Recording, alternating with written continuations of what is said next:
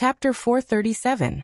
On the fantasy breed Abanti Heim, the green-haired Skywing breed's first creation, Azrael, sat on the edge of a rock, casually looking at the joint fleet of the forest elves and gnomes. Truly a bunch of people who don't know their limits, meow, Azrael said with a peculiar tone, her two eyes revealing death. This was a characteristic of the Skywing breeds. Looking directly into their eyes would mean seeing death. How boring. Why aren't they attacking yet? I can't wait to collect their heads. The final creation, Giliel, flew beside Azrael in boredom, her pink hair wantonly fluttering. Although she looked like a loser, the death in Giliel's eyes was no less than Azrael's. Well, after all, the other party is coming with such ferocity. It's best to be cautious, meow. Although that was what she said, Azrael's face was brimming with a frivolous smile. She did not believe that these people could defeat their creator, war god Artesius, even if they worked together. Besides, they had not yet worked together, and had instead chosen to split into two to form a tripartite confrontation. How sad. If they worked together, they might have had a chance, meow, Azrael said mockingly. Don't say that, Azrael. In any case, they'll definitely be defeated by Lord Artesius. It doesn't matter if they work together or not. Giliel flew behind Azrael, waving her hands as she calmly said. It seemed that the Skywings were truly confident in their creator, Artesius. After hearing Giliel's voice, Azrael lowered her head as if she had heard something terrifying. Oh, Azrael, are you still thinking of using the same trick? Giliel seemed to already know the outcome, and quickly distanced herself from Azrael, who had lowered her head. Suddenly, Azrael flew up and ran toward Giliel. What, little Giliel, call me big sister, meow. No way, Giliel said evasively, and Azrael chased after her. Then let me hug you for a bit, please, meow. Hee, then try to catch up to me. Then the two beautiful bird-like girls began to chase each other in the air. If one were to take a closer look, other than the length of their hair, the color of their hair, and their faces, the two of them were quite similar in terms of clothing style and body proportions. If one were to say that the two of them were fraternal twins, people would believe it. In truth, all the Skywing species looked similar. After all, they were all made from the feather fragments of the god of war, Arthas. It could be said that all the Skywing species were sisters. As for the wings, they were a necessity for the Skywing species. At this moment, Azrael and Jillian came to a halt and gazed into the distance. That wasn't where the forest goblins or goblins' fleets were located. Instead, it was an empty space. However, if one looked carefully, they would be able to see where the light came from. One had to know that even a little light in the dark would attract attention, not to mention. That's right. That was Skystrike, Giliel said calmly. The Skywings were the most familiar with the abilities of the Skywings, but this Skystrike seemed especially powerful. Sure enough, at this moment, that light suddenly split into two and flew toward the forest goblins and goblins. Boom! Almost instantly, the Skystrike struck the forest goblins and goblins' fleets, creating a huge explosion. I've already given the order for the Skywings to obediently stay here, meow. Azrael frowned. Those two Skystrikes were already the most powerful attacks a single Skywing could unleash. This was also why the lively and active Jillian had not gone out. Well, who knows? Maybe some of the sisters are a little willful, Jillian said jokingly with a smile. The flames of the explosion soared into the sky like a beautiful flower in the dark night, igniting the flames of war. Time to go, little Jillian. Get ready to attack, meow, Azrael said. Whether it was the Skywing sisters or someone pretending to be them, the forest goblins and goblins would not turn a blind eye to the provocation of the Skywings just because of a misunderstanding. Is the battle finally about to begin? Jillian smiled happily, the death in her eyes becoming even more apparent.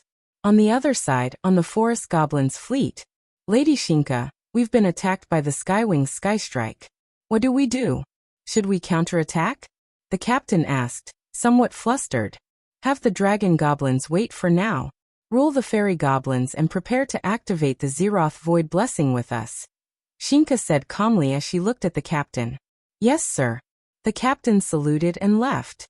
After the captain left, Shinka wiped the sweat off her forehead. What's with that Skystrike? My defensive technique almost failed to block it. Indeed, that sky strike had been blocked by Shinka's defensive technique. If the forest goblins' warships had taken it head-on, there was a 100% chance that several of their warships would have been destroyed. Isn't the goblins a good example? Shinka thought to herself as she looked at the downed warships of the goblins. But the Skywings shouldn't be that stupid. After all, the situation was not favorable at all. Starting a war at this time was the most unwise choice. Or maybe someone is framing us. Shinka frowned and stroked her chin. However, even if someone was framing them or the Skywings were deliberately starting a war, they were still in a passive position. The fireworks, just now, was like a signal. Not only the Skywings, but the goblins had also begun to take action. After all, the goblins had already lost a few magic airships. How could they not take revenge? Furthermore, the goblins probably did not realize that someone was framing the Skywings. However, there was no need for that. They just needed to win. My Zeroth Void Blessing is invincible. Skywings, goblins, and war god Artemisu, just wait for your destruction, Shinka said confidently. However, they would soon be slapped in the face. On the other side, the goblin fleet. Sure enough, the goblins' fleet had already begun to reload their marrow bombs after losing a few of their magic airships. Meanwhile, the goblins had temporarily pacified the fantasy breeds and giant breeds. The arrogant goblin leader was prepared to use his secret weapon to destroy the Zeroth Void Blessing of the forest goblins and the Sky Strike of the Skywings. There was no doubt that he was an arrogant fellow. The Skywings gathered together and activated Sky Strike. Because Lord Artemisu did not appear for some reason, all the Skywings began to listen to Azrael's orders and prepared to use Sky Strike to simulate Artemis's divine strike to deal with the forest goblins and goblins. On the other side, at the forefront of the forest goblin fleet, Shinka stood at the bow of the fleet and nodded at the Zeroth Void Blessing prepared by the forest goblins behind her. On the other side, the goblin leader also nodded when he saw that the marrow bombs had already been reloaded. At the same time, the three sides seemed to have come to an agreement and unleashed their strongest attacks. Pseudo Sky Strike. Zeroth Void Blessing release. Marrow Bomb Fire. A white holy light with golden edges, an energy pillar filled with green energy, and several missiles comparable to hydrogen bombs and atomic bombs were used at the same time.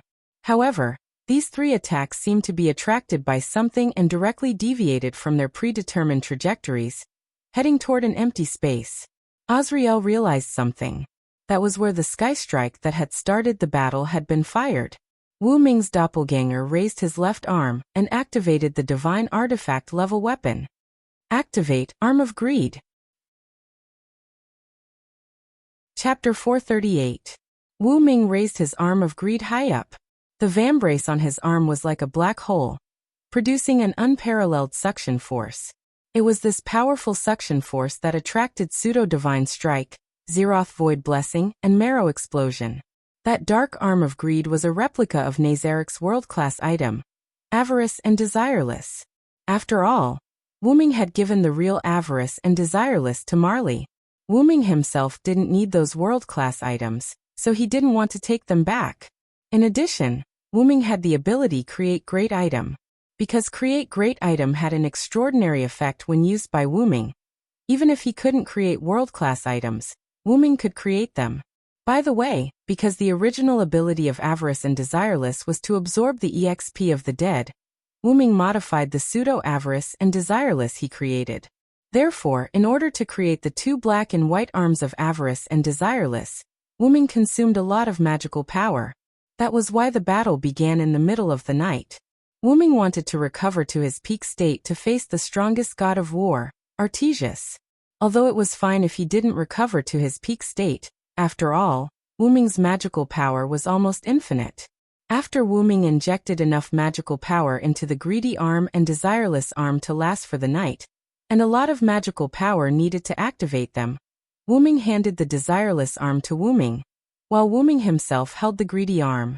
After using the weapon given by Shiobi to release the simulated Sky Strike, Wu Ming used Dependent to split his clone, while his main body rushed directly to the world where Artesius was. Wu Ming's clone stayed in place, wearing the greedy arm left by his main body, and began the second step of the plan. When Wu Ming's dependent split into two clones, those two clones had 50% of the main body's ability. In other words, the clone with Xiaobi and the clone with the greedy arm were weakened. However, the task of the two clones was not to fight, so it didn't matter whether their strength was weakened or not. Ignoring the avatar that was with Xiaobi for the time being, it didn't matter even if the avatar that was left behind by Silent and wearing the arm of greed was attacked. Therefore, the clone with the greedy arm's mission was to die. After Wu Ming transformed Avarice and Desireless no longer collected EXP, it collected power to collect it. In short, it became the ability to store skills and transform them to be released. At present, through the greedy arm, the super skills of Skywing, Forest Elves and Goblins such as Pseudo-Divine Strike, Zeroth Void Blessing, and Marrow Explosion were all absorbed and stored. The Desireless arm, which had the ability to connect with the greedy arm, was responsible for releasing those skills again. The wielder of the Desireless arm was Reeker. Now he was waiting at the target location planned by Wu Ming and Reeker, waiting for Wu Ming to transfer the attacks of Skywing, Forest Elves, and Goblins to the greedy arm. Then Reeker would launch the Desireless arm, releasing the huge attack stored in it, directly penetrating the core of the planet, and then Reeker would obtain the Star Cup. In this way, the war was over. The reason why Artesius didn't show up when Skywing launched the attack was because Wu Ming planned to take advantage of the situation while they were fighting. As if there was no boundary, the farthest place where Artesius was located exuded elf-like energy particles. The ground was some marble slabs, and in the center of the space, a white jade throne was placed there. That was Artesius's temple. A muscular man with multiple pairs of wings behind him, wearing a white robe similar to the ancient Greek style, sat on the white jade throne with his eyes closed. If one looked closely, the wings behind the man were almost identical to the wings of Skywing, except that he had 18 pairs of wings instead of one pair. There was no doubt that this man was the creator of Skywing, the strongest god of war, Artesius. Suddenly, an oval black portal appeared in that space, and Wu Ming's figure appeared from it. Artesius's temple naturally had resistance to space and time. Even Skywing, who could penetrate space at will, couldn't enter Artesius's temple unless Artesius allowed it. Wu Ming's portal skill was also a space manipulation skill in that world, but Wu Ming's portal easily passed through Artesius's temple. That was because of Wu Ming's Magus Incarnation ability. Magus Incarnation had the effect of enhancing the magic used, and Wu Ming's double incarnation ability doubled the effect directly. As a result, the temple, which originally couldn't be passed through, became accessible. This was also the reason why Wu Ming was able to enter the forest elite fleet that was equipped with spatial defensive tactics. After arriving at the temple, Razin frowned. That temple was full of fighting intent, killing intent, blood, and everything related to war. Wu Ming didn't like it very much. However, now was not the time to care about that kind of thing. Immediately, Wu Ming turned his gaze to the throne and looked at Artesius, whose eyes were closed. "Are you Artesius? You really look like a Skywing," Wu Ming said casually, looking quite relaxed. Hearing Wu Ming's voice, Arthas opened his eyes. His eyes were filled with intense battle intent, killing intent, and bloodthirst. It was a chilling sight. Wu Ming once heard that if you looked directly into the eyes of Skywing, you would see death. Now Wu Ming said that if you looked directly into the eyes of Artesius, the creator of Skywing, you would also see death. Do you boring gods really create things based on your own appearance? Wu Ming said somewhat uninterestedly. You're finally here, god of another world. Artesius ignored Wu Ming's ridicule and began his speech. I've waited for too long. There's no one in this world who can defeat me. Only a different world can defeat me. Hearing Artesius's words, Wu Ming smiled. You have the same temperament as that god Welslana. He's also been looking for someone who can defeat him. After Wu Ming finished speaking, Artesius's eyes lit up. There's actually such a person in another world. If I can see that god Welslana, I'll definitely fight him. However, you won't have the chance. Wu Ming began to move. His legs moved toward Artesius. His speed became faster and faster. In an instant, Wu Ming's figure disappeared in front of Artesius. Immediately after, Wu Ming's voice came from behind Artesius. I've already defeated him. Today you'll be the same. Chapter 439. Wu Ming's voice fell, and a sword light swept across Artemisia's neck. Bang! A sound like a collision of steel came. Artemisio raised his hand, and caught the incoming sword of salvation with one hand. A trace of blood flowed from Wu Ming's blade and Artemisio's palm. Not to mention that the entire temple is my perception field, I have a good understanding of space. Don't try to show off your meager skill in front of an expert. Artemisio didn't care about the pain and blood, and said calmly. Instead, the blood made Artemisio more energetic. That's right, what Wu Ming used just now was not the Phoenix Incarnation's lightning speed, but a simple space transfer magic. Although Wu Ming didn't use it before, it didn't mean that Wu Ming didn't know how to use it. It's just a simple test of your power. It's not like I'm displaying my slight skill in front of an expert. After saying that, Wu Ming once again used spatial transference magic, and returned to his original position. Then let's get started, Artemisio. Wu Ming brandished his divine blade of salvation, which was shaped like Excalibur, and pointed its tip at Arthu. As you wish. After Artemisio finished speaking, his figure disappeared. There was no doubt that this was a more advanced space ability than the Skywings. At the moment when Artemisio disappeared, Wu Ming waved his sword fiercely behind him. Bang! The sound of steel colliding came again, and Wu Ming and Artemisio were shaken back. What a terrifying space ability, Artemisio. Wu Ming looked at Artemisio seriously. Although Wu Ming was called the Root Dragon and had the ability to adapt to space and time, it was basically passive. It could be said that he didn't have the slightest active skill. It could be said that the only time and space ability he had was the Phoenix Incarnation, and the space transfer magic. It could only be said that Wu Ming was still too young. Perhaps he would have to wait until he reached adulthood to fully master the space ability. As for the Root Dragon, forget it, let's find another way. While Wu Ming spoke, Artemisio also looked at his hand. There was a small bloodstain on his palm, and a thick bloodstain on the back of his hand. These were all caused by Wu Ming's divine blade of salvation. The former was caused by Wu Ming being grabbed by Artemisio when he ambushed him. With his self-healing ability, the wound was almost healed. The latter was a wound caused by Arthas's sneak attack on Wu Ming and the collision with Wu Ming's divine blade of salvation. The burning pain was transmitted to Arthas's nerves.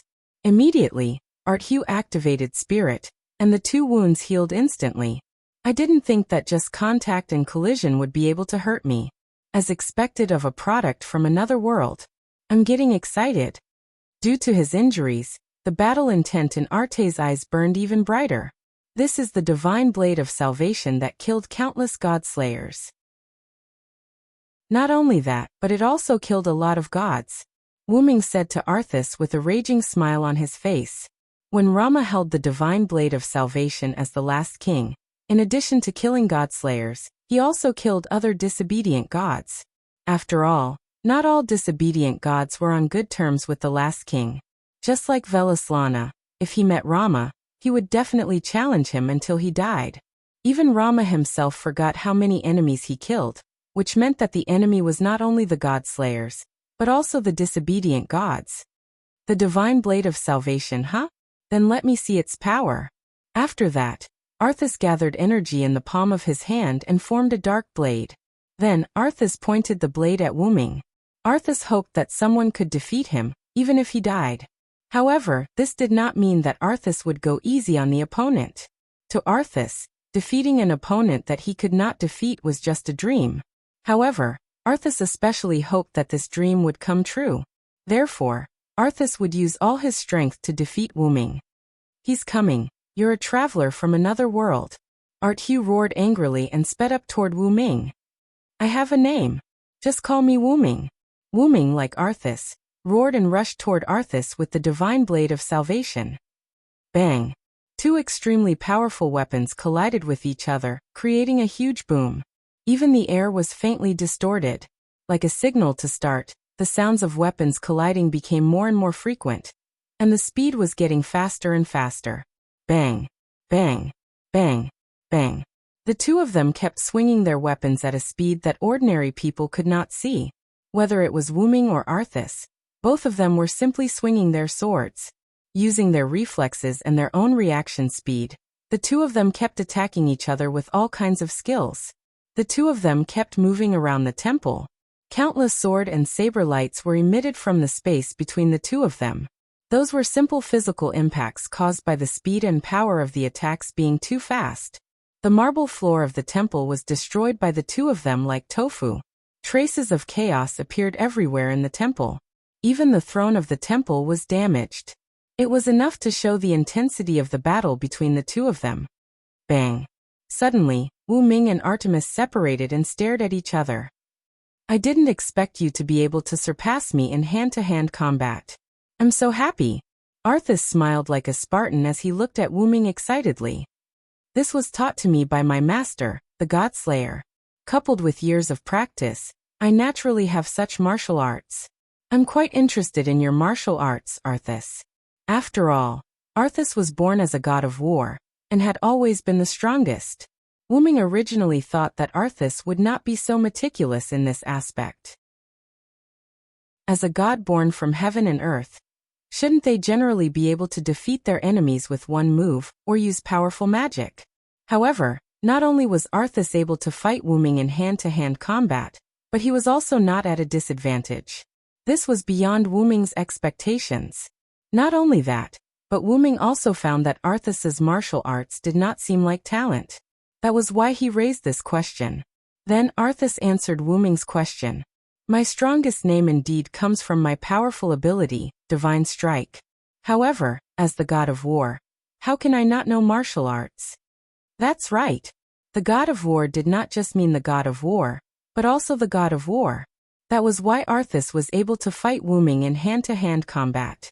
But even so, you've reached the end of your road. As soon as Wu Ming finished speaking, the sword in Arthas's hand shattered instantly. It could not be helped. The sword was only created temporarily by Arthas using the energy in his body. Naturally, it was not as good as Wu Ming's divine sword of salvation. It was a miracle that Arthas was able to hold on for so long in hand-to-hand combat with Wu Ming. Arthas did not have a specific weapon. As the strongest god of war, his body was the best weapon. The collision with Wu Ming's divine sword of salvation proved this point.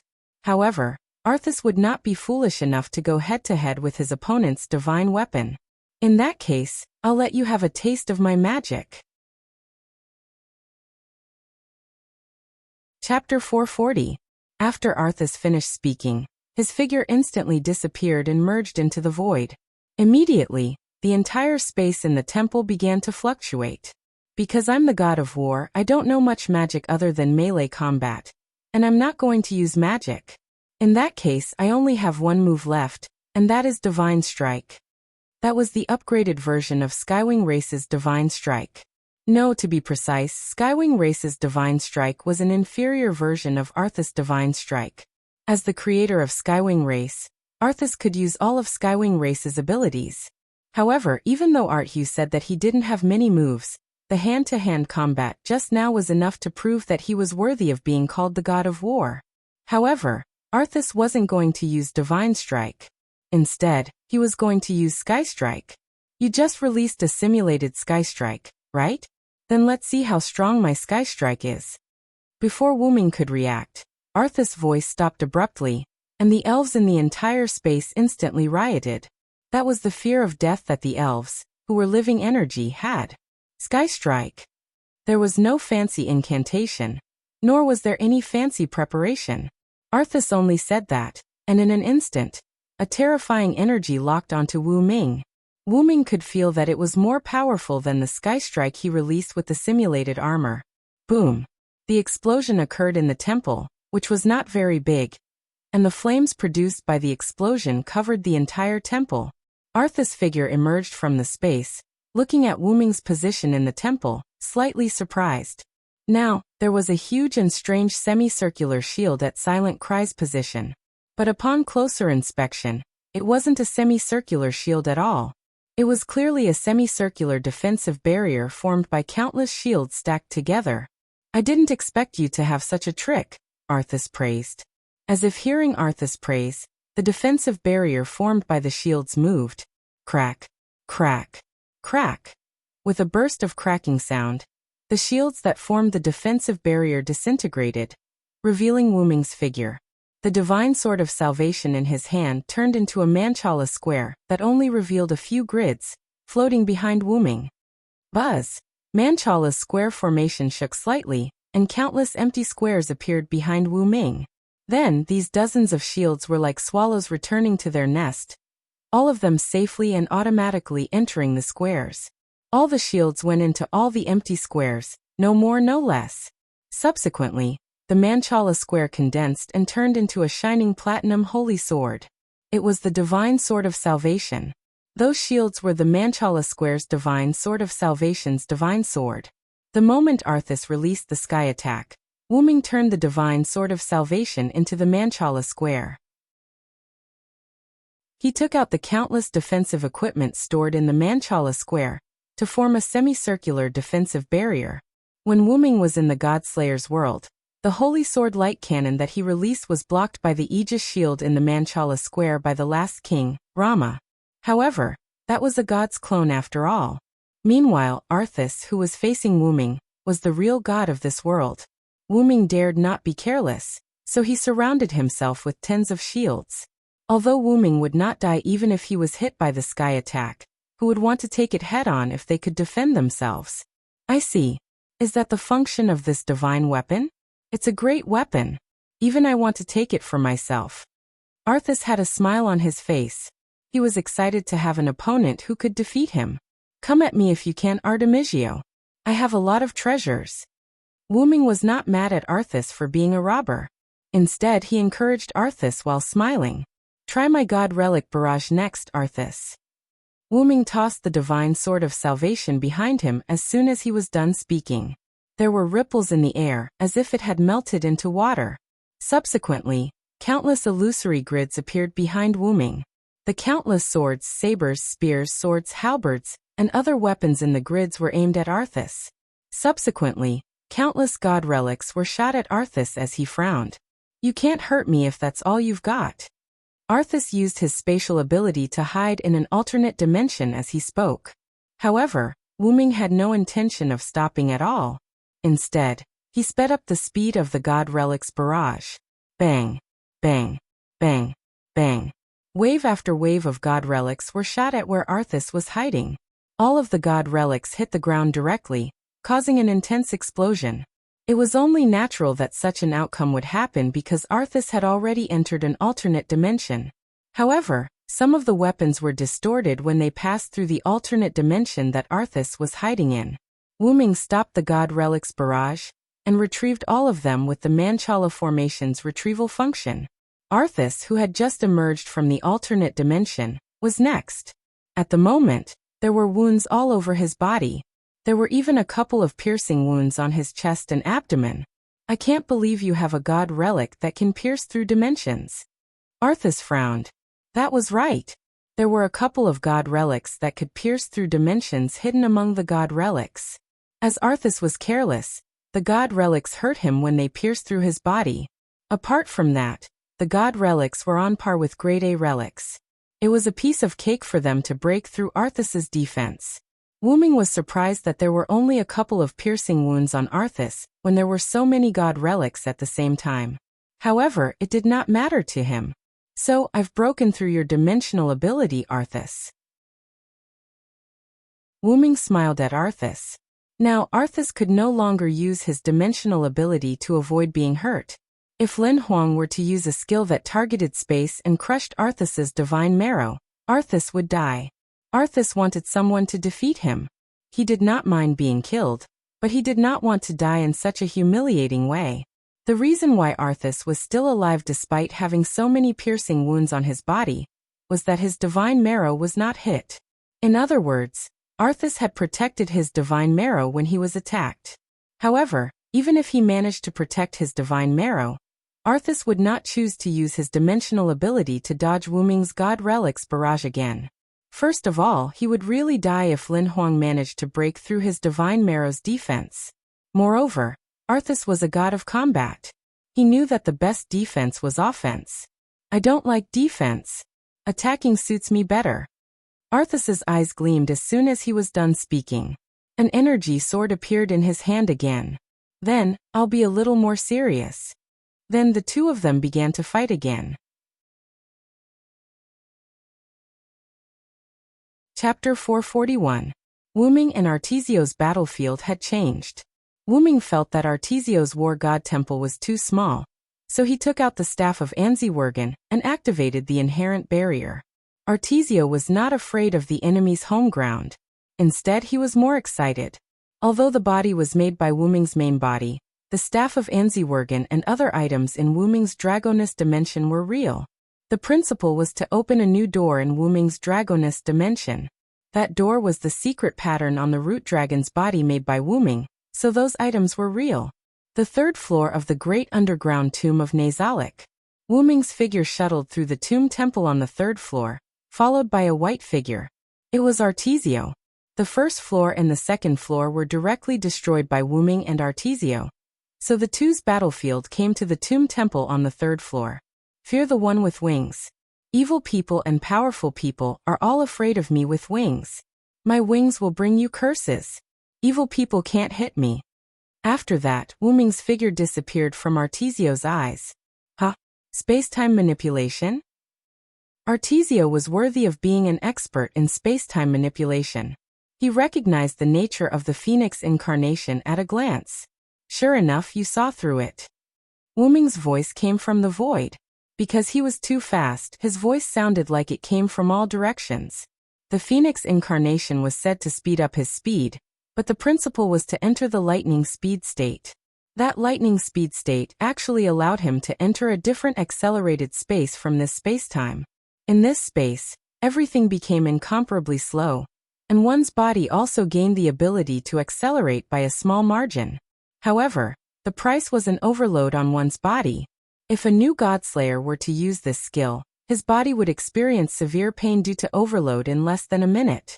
But for Wuming, the root dragon, who had extremely high physical fitness, that was not a problem at all. That was why Wuming could use Phoenix without any side effects. Come and feel my space-time manipulation. After Wuming finished speaking, he suddenly appeared behind Artemisio. Artemisio, on the other hand, was too shocked by Wuming's methods to react. Thus, there was a short lapse in his memory. However, compared to a battle between experts, this moment of inattention would often become the key to victory or defeat. Go down. After saying that, Wuming immediately raised his divine power, which was enchanted with Giant's instant cast, and smashed it toward Artesius's heart. Boom! In an instant, Arthu's figure was buried under the dark stone slabs of the Temple of Tombs. At the same time, the entire floor of the third floor shattered. In short, just like the first and second floor, the entire third floor was destroyed. Boom! Accompanied by a loud roar, the sky above the fourth floor of the underground lake seemed to be broken, and countless broken stones and other things came to the fourth floor of the underground lake. Plop, plop, plop.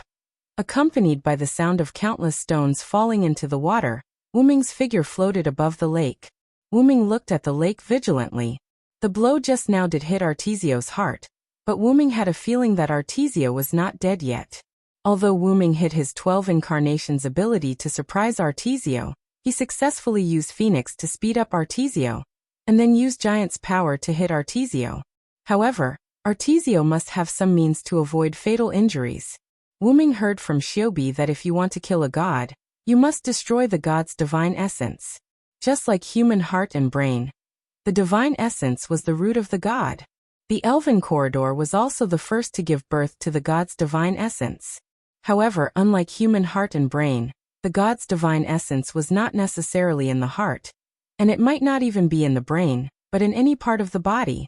Moreover, the god's weakness was really only the divine essence. Unlike human heart and brain, serious injuries to other parts of the body may also be fatal. The god's body was not afraid of physical damage. In fact, the god's body was a practical skin bag. As long as the divine essence was intact, the god could even abandon the body and make another one. Wuming did hit Artesio's heart just now. Under that kind of attack, even Artesio's body should be dead if the divine essence was in the heart. Since Wuming could still feel that Artesio was still alive, it meant that Artesio's divine essence was probably not in the heart. Not to mention that, Wu-Ming put a lot of effort in order to kill Artesia with one blow.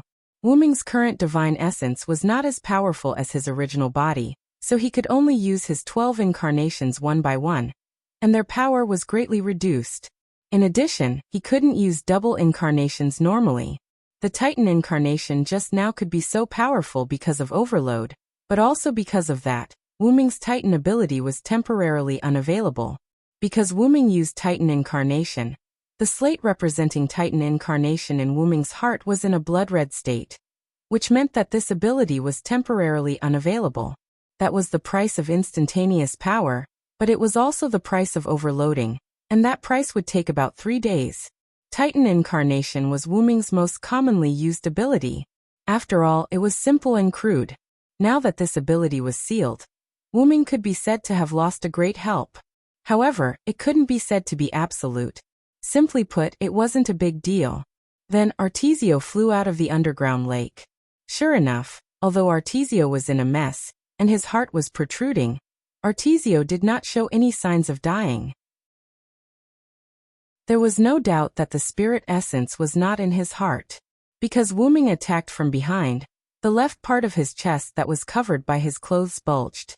Speaking of which, the scene of a man's chest bulging was too beautiful to believe. You wanted to hit my spirit essence from the beginning? That's a good plan. Although Wu-Ming didn't use any tricks at all. I have to say, you're really a monster, Artesio. Even if Wu-Ming didn't hit his spirit essence, he should have been affected by Wu-Ming's Titan incarnation, but Artesio didn't show any signs of damage. Ha ha! I am the strongest god of war, the god of war. Artesio roared, and the spirit essence in his body was activated, and all the damage on his body was healed. He looked just like when he first met Wu-Ming. You should have more trump cards, right? I know I'm going to lose soon, but my pride won't allow me to admit defeat. Artesio was really smart. He also knew that he would be defeated by Wu-Ming later, so he said it bluntly. In that case, I will bet everything I have to release this final divine strike. Chapter 442. The gods of Disboard were not weak, but even so they were not that strong. The Skywing species had killed gods, the Kikai species had the ability to kill gods, and the forest goblins and goblins had developed weapons that could kill gods. Through these, it was clear that gods were not unkillable. In fact, to put it simply, a god was a creature that was stronger than other creatures. Wu-Ming was a god, wasn't he? Therefore, although Wu-Ming was wary of the gods of this world, he did not take them too seriously. Putting aside the fact that Wu-Ming, who was a god slayer, was the natural enemy of these gods, Wu-Ming had 12 clones that were comparable to 12 relics, and the divine sword of salvation that contained almost all mythical god relics. Not to mention, the divine sword of salvation was powerful. It was a holy sword that had the power to split a star. Then, after Wu-Ming met Arceus, he did not think that the gods of this world were weak. Although he was prepared for it, Arceus's strength still surprised Wu-Ming. Arceus's powerful body could fight Wu-Ming to a standstill. His martial arts skills were not invincible, but they were not weaker than Wu-Ming's. He was only slightly weaker in hand-to-hand combat with Wu-Ming. His almost endless spirit energy was used to power his powerful sky attack, and its power was comparable to the Skywing's divine sword. Arceus could kill gods, so it was not unreasonable for him to be called the most powerful god of war. However, that did not mean that Wu-Ming was afraid of him. Wu-Ming had already estimated that only Arceus, who was known as the most powerful god of war, could fight him. Arceus was slightly weaker than Wu-Ming in hand-to-hand combat. His sky attack could not break through the defense of Wu-Ming's god relic shield, and his hiding space could be broken. Moreover, Wu-Ming could adapt to time and space, so he was immune to most of the damage and skill effects in time and space. It could be said that Wu-Ming had the upper hand over Arceus. When Arceus saw Wu-Ming, he felt a little uneasy. I'm no match for him. This was Arceus' thought. However, Arceus did not believe in empty words, nor would he bow down to Kiran's overbearing aura. Only when he was completely defeated, or even killed, would Arceus admit that he was the strongest god of war. But his wish to be defeated had been fulfilled. Thus, Arceus and Wu-Ming began fighting one-on-one. He did not even bother with his Skywing subordinates, which was why Arceus did not show up. The skywing species had been created by Arthas as a weapon to kill him. However, Arthas was not a pedantic person. After knowing that his creations could not kill him, Arthas did not count on the skywing species. It was rare for him to meet someone who could defeat him. Arthas was excited. However, after using so many means, both Wuming and Arthas knew that even if the two of them continued to fight normally, they would not be able to finish it in a short time. Arthas did not like to drag things out. He was ready to use his ultimate move. Wuming, on the other hand, was passive. In fact, the battle with Arthas was not bad. Wuming did not want to end it so quickly, but if it was his opponent's opinion, Wuming would still respect it. Then I'll also prepare a big one. After Wuming said that, he let go of the Sword of Salvation, and the Sword of Salvation merged into Wuming's body like a spirit. Immediately, Wuming raised his right hand and began to gather magical power. In Wuming's inner world, there were 10 small stone plates on the huge stone plate, one of which was already shining red. That was the stone plate representing the Titan. Immediately, the pointer in the center of the stone plate turned, and the long and short pointers pointed to the stone plate at 11 o'clock. The stone plate was engraved with a slowly burning sun, which made people feel hot just by looking at it. In an instant, the stone plate representing the incarnation of the sun turned scarlet, which meant that the sunstone plate could no longer be used. For victory, come to me quickly. Immortal sun, please grant me a shining steed. Spirited horse, with the lifeline of my origin dragon, I bestow upon the eternal glory. Bring me the shining wheel of light that symbolizes me. With Wuming's words, a small fireball appeared in Wuming's hand. In an instant, the small fireball continued to expand and became extremely huge in an instant. Inside the fireball, the shape of a steed could be vaguely seen. The steed was constantly restless, and the fireball exuded intense heat. The extremely high temperature made the space begin to distort, and it felt like it was going to break. Wuming looked at Arthas on the opposite side. At that moment, a large number of spirits flashed around Arthas's body, and the sky above the underground lake on the 4th floor of Nazalik instantly became dim. A huge cloud tornado slowly hovered above Arthas's head. Arthas was even more flashy than Wuming. Divine strike. Arthas's voice fell, and a huge pillar like a huge holy sword beam connected to Arthas through the cloud tornado above the sky, and countless energy spewed toward Wuming.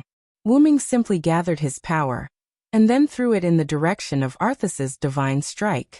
In the process of throwing, the fireball expanded a lot again, and it really looked like the sun. At that moment, the entire 4th floor space was shattered at a speed visible to the naked eye, which was the precursor of the two powerful attacks about to collide. Boom! The sun and the light pillar collided, causing an extremely violent explosion. The explosion covered the entire Nazalik. The strong attack destroyed the 5th, 6th, 7th, and 8th floors of Nazalik. The underground tomb of Nazalik disappeared. It couldn't withstand the double destruction of Divine Strike and the sun. After the barrier of Nazalik was broken, the damage caused by the two attacks also began to affect Arthas's temple. In just an instant, Arthas's temple melted. In the outside world, Shik was dumbfounded as he watched his team's attacks being diverted to another direction. Shankar was very smart. How could he not understand what was going on? It was clear that his Zeroth Ward of the Void was used by someone else. Retreat. Shankar immediately ordered. Yes. The captain immediately ordered the fleet to retreat. They didn't know who the enemy was, so it was unwise to attack rashly. Obviously, the goblins on the opposite side also thought the same. The goblins' magic airship also began to slowly retreat. At that moment, a huge crack appeared in the space above Abendheim. Immediately, like glass breaking, the space above Abendheim shattered. Boom! Chapter 443. Above Abendheim, all the Skywings had shrunk to the size of 10-year-old children because they had all unleashed the pseudo-divine strike together.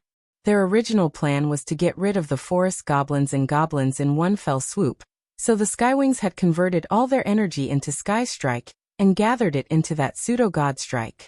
The Skywings' special characteristic was that after unleashing all their energy, Their bodies would rapidly shrink after unleashing their sky strikes. What a disgusting curse. Slurp. Wipe away your saliva. At the same time, their combat strength was also greatly reduced.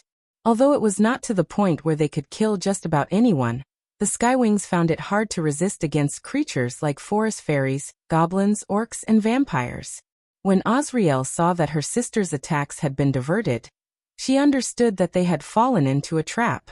Not only that, but the forest fairies and gnomes had also fallen into a trap. The Forest Elite Species Alliance, the Gnome Species Alliance, and the Winged Species Alliance had all been set up. Now, it was certain that the 2 sky strikes that had been unleashed by an unknown person were from the unknown person who had set the trap for the Skywings. Damn it, I can't continue fighting like this. Abent, I'm begging you, meow. Azriel patted the ground beneath her weakly. The entire residence of the Skywing species was occupied by the huge fantasy breed, Abendheim. After Azriel finished speaking, a ripple appeared. It was Abendheim nodding. Even if the Skywings could no longer fight, there was still Abendheim, a fantasy breed that had been personally named by Arceus. A fantasy breed that could catch Arceus's eye and was willing to follow him could not possibly be weak. After all, even though Arceus the god of war was a stubborn old man who had a death wish, he truly acknowledged the strong.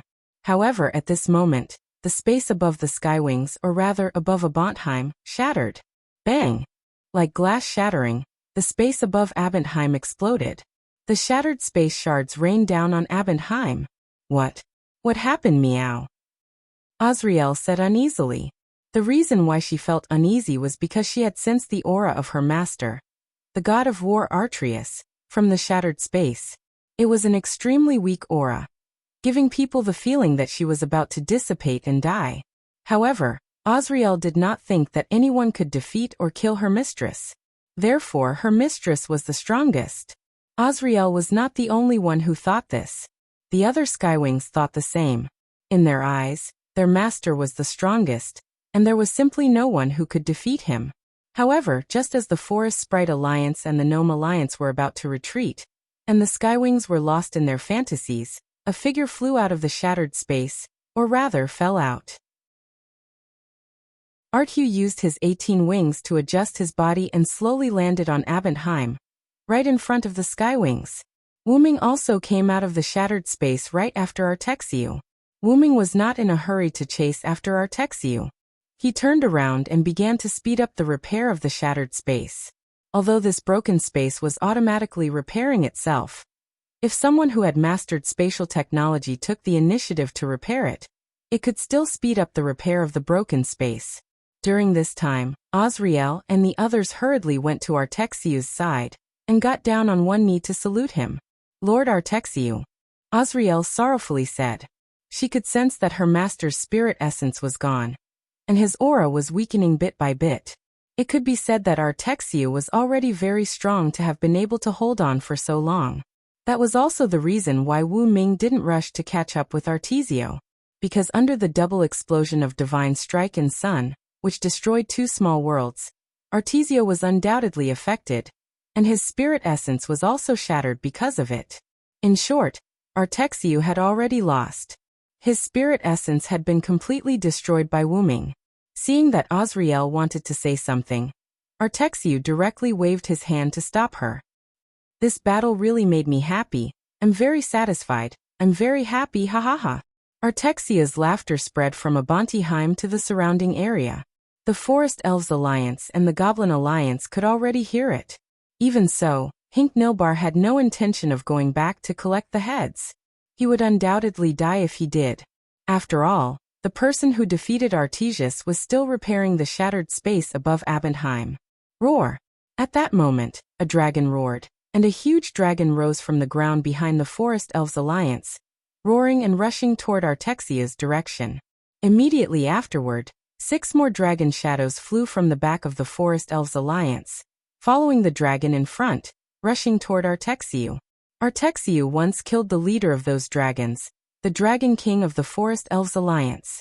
Therefore, the Forest Elves Alliance not only became enemies with the Kikai Elves Alliance, but also had quite an irreconcilable hatred with Artexiu.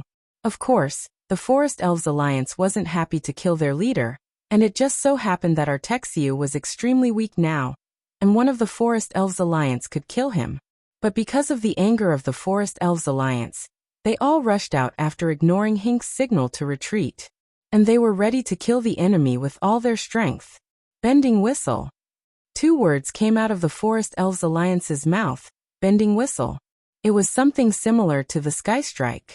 After releasing Sky Strike, the Sky Strike would turn the Sky Strike into a 10-year-old child's body, and its power would be suppressed. It could be described as a big killer move, because either the opponent would die, or the Forest Elves Alliance would die because they had no power. It was that simple. The Forest Elves Alliance's Bending Whistle was a powerful skill that condensed the whole body's vitality and magical power to release everything. That was also a big killer move. Whether the opponent died or not, the Forest Elves Alliance would definitely die. However, that also represented how irreconcilable the Forest Elves Alliance and Artexiu were. In an instant, the first Forest Elves Alliance opened its mouth, and its whole body's energy and vitality were condensing. The leader of the Forest Elves Alliance was ready to release its full attack at the cost of its life. Roar! Not only that, but the 6 Forest Elves Alliance behind it also began to prepare to launch Bending Whistle. It seemed that those Forest Elves Alliance also had the idea of destroying all the Skywing Elves Alliance, so they launched that fatal attack. However, Wuming wouldn't just stand by and watch. In those few seconds, Wuming repaired the broken space in the sky and used space teleportation to reach the path of Bending Whistle. In an instant, Wuming took out the golden ball from his golden ripple and used it again. Mechanical armor covered Wuming's body. Pseudo-Dragon Roar. Chapter 444. Pseudo-Dragon's Roar. As Wuming's voice fell, Wuming raised his hand, and a terrifying dragon breath burst out from the barrel in Wuming's hand. The huge dragon breath collided with the 6 incoming dragon breaths, and Wuming's pseudo-dragon's roar instantly engulfed them. Looking at Wuming's attack, the leading dragon spirit was instantly shocked, and at the same time, anger rushed to the dragon spirit's heart. That's Dragon Breath of Master Wuming? It's that damn Jikai. However, before the leader of the dragon elite could finish his sentence, he was engulfed in flames. The extremely hot dragon's roar's power did not diminish. It followed the direction of the 6 dragon breaths and instantly engulfed the 6 flying dragon shadows. After the 6 dragon spirits used Collapse Roar, their physical skills were quickly disintegrated. And the 2 sides were too close. The dragon spirits had no time to escape. Even if they escaped, with their bodies that had begun to collapse, they would not live long. In just a few breaths, the 6 powerful dragon spirits' attacks were disintegrated by Wuming, and not even ashes were left. This scene made the forest goblins, and other races widen their eyes. Even the superior life forms such as the Skywing, Fantasy, and Giant races could not wipe out the 6 dragon goblins in a few breaths of time while fighting alone. Only the Divine race, or the Kikai race that could replicate powerful attacks, could do it. Shenker saw Wuming's figure through the long-distance perspective magic, and his pupil shrank instantly. It's him. The captain of the forest spirit next to Shenker was also surprised. After all, when Wuming came to the forest spirit fleet, only Shenker and the captain saw Wuming's face. Looking at Wuming's Kikai race equipment, Shenker had already guessed the whole story. Wuming somehow managed to get his hands on a piece of equipment belonging to the mecha race. Using a method unknown to Shik, he was able to analyze and utilize that device. A few days ago, Wuming first accidentally broke into the goblins' territory, and then came to the forest spirit fleet, providing information to the forest spirits for free, probably for this moment. It was clear that the goblins had also come to Iliala because of silence methods, forming a tripartite balance of forces with the Skywings and the Forest Goblin Alliance. Later, Wuming used the Kikai race's weapon to simulate Skystrike and attacked their forces and the Goblin fleet, causing the 2 sides to launch weapons against the Skywing race. In order to counterattack, the Skywing race also used their strongest move. As a result, the attacks from the 3 sides were inexplicably attracted to other places and disappeared at a visible speed. There was no doubt that it was Wuming was behind it. Although they didn't know where their attacks disappeared, there was no doubt that it was not a good thing. Are the forest spirits ready to use the teleportation spell against the fleet? Because of the sense of crisis, Shankar had already ordered people to prepare the teleportation spell, ready to teleport the entire forest spirit fleet away. Yes, we're ready, and we're just waiting for your order, the captain said calmly as he saluted Shik. If you're ready, just activate it, you idiot. Shankar glared at the captain angrily. We're preparing to escape. Since we're ready, what are we waiting for? Do we want them to attack us? After all, we don't know Wuming's current situation, and we don't know if he's a friend or foe. Yes. I'll give the order now. The captain was surprised by Shankar's anger. This was the first time he had seen this lord angry. The captain left to inform the teleportation spell, while Shankar still stood at the bow of the warship, looking at Wuming, who was using the X-ray vision spell. How dare you toy with me, Shankar Nilbar, in the palm of your hand. Even if you're a god, wait for my revenge. After all, the Zeroth ward of the void that she, Hinknobarian, had developed was not for anything else but to slay a god. And the god that Hinknobarian wanted to slay the most was the creator of the forest elves, the forest god Canis.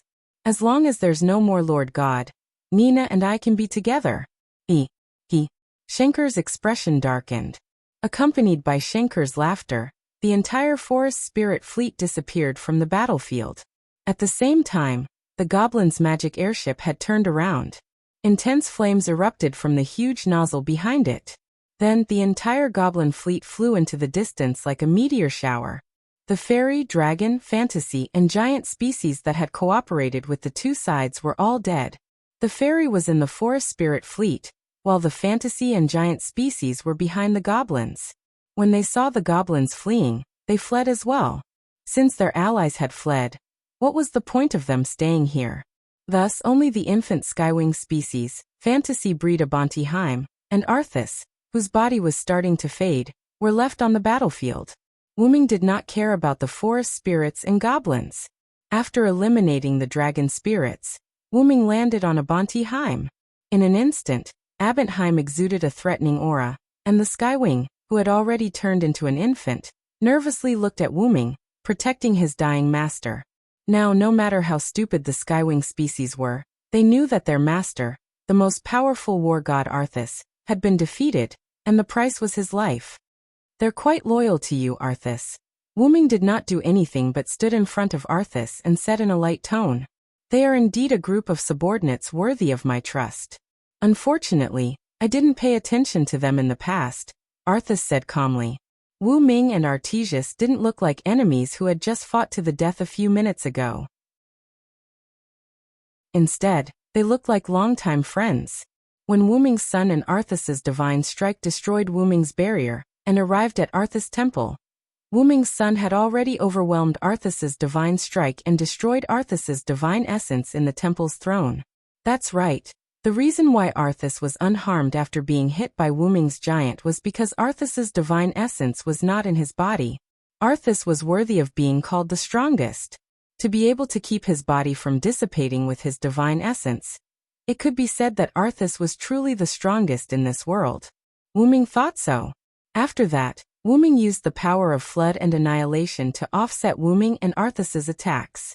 After all, if the explosion caused by these two forces was allowed to continue expanding, not to mention whether the Skywings and Abantheim, who were closest to the Artexia temple, would be able to survive, the planet would be bombarded with nuclear bombs again. Wu Ming used the power of flood and annihilation at the same time. The all-encompassing water wrapped around the explosion. The power of annihilation annihilated these powers, but the price was that the two avatars were like the sun and the giant. They fell into a red state and could not be used.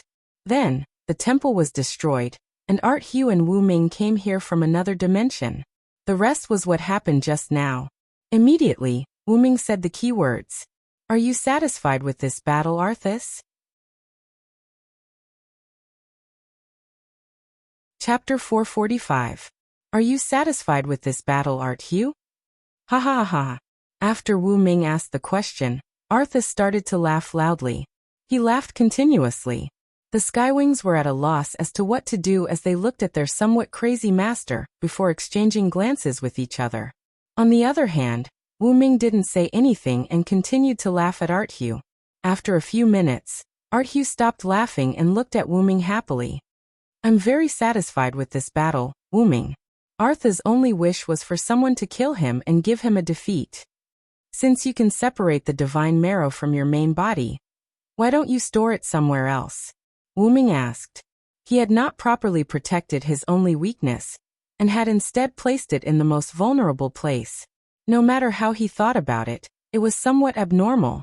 Arthur's temple was the battlefield between Wu Ming and Arthur. Although the temple had initially been affected by the shockwaves from their battle, Wu Ming had used the fact that the battlefield was too small to activate the inherent barrier of Nazalic. Wu Ming did not think that Arthur was so wise as to predict that Wu Ming would find Arthur's temple too small, and hide his divine marrow in the temple's throne. Unless, of course, Arthur had chosen death. When you came to this world, I already knew my end, Arthur calmly said as he began to tell a story.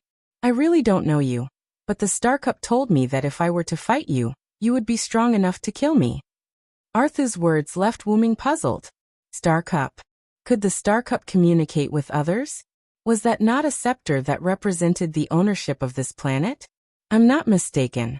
That is indeed the Star Cup, but that thing should be a replica or a clone of the Star Cup because the real Star Cup is still in the Elven Corridor. I can sense it. Arthur was a god born in the Elven Corridor where the Star Cup was born, so he naturally had the ability to sense the Star Cup's exact location, though it was very vague. It said that it could give me power. As long as I have it, I can defeat you. The method is very simple. I just need to choose it and hold it with both hands. Arthur continued. However, since Arthur said so, he definitely did not choose to accept the Star Cup's power. I didn't choose that thing's power. As a god of war, taking shortcuts is a disgrace to me. Knowing that he would be defeated and killed, choosing to live with the power given by someone else was extremely ironic to Arthur. My god essence wasn't taken out by myself and placed on the throne of the temple. It was taken out by the Star Cup. Arthur's words shocked Wu Ming.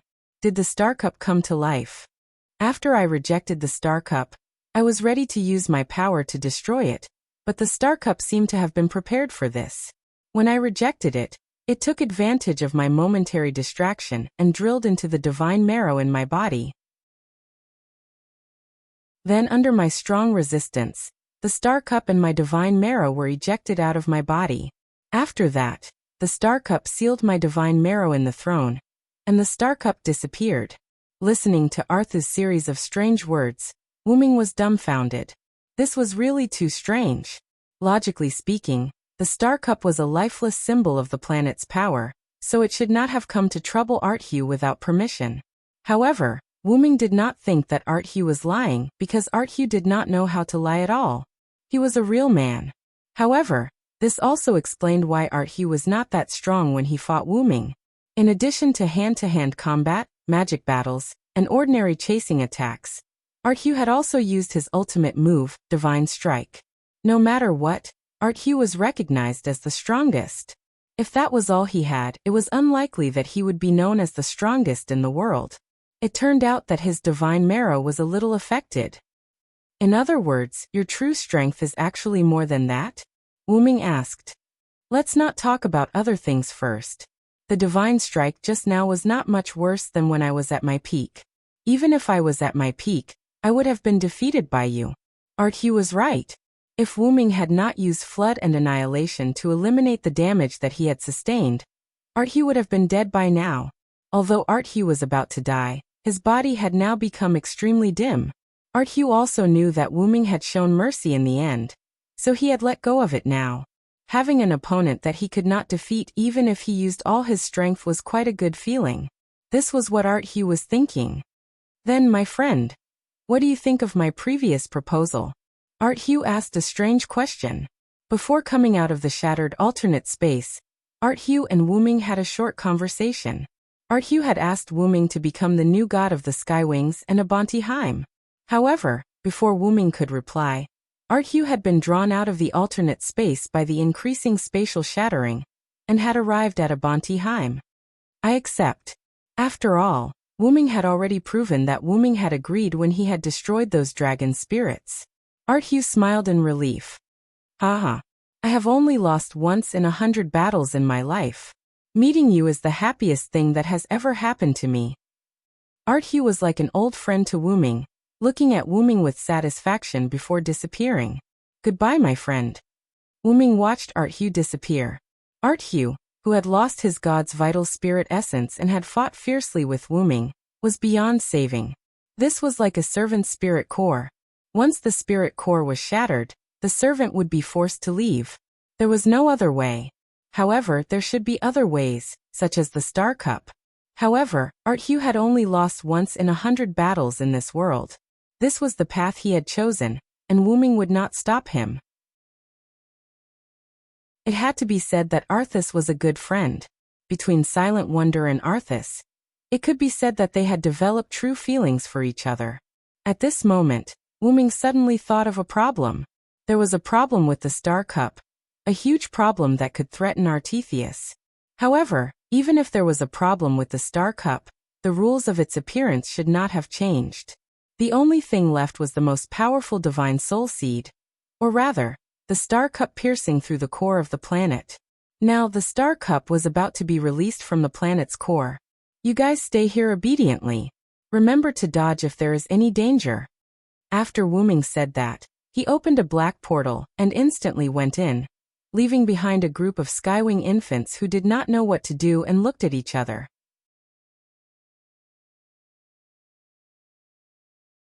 Chapter 446.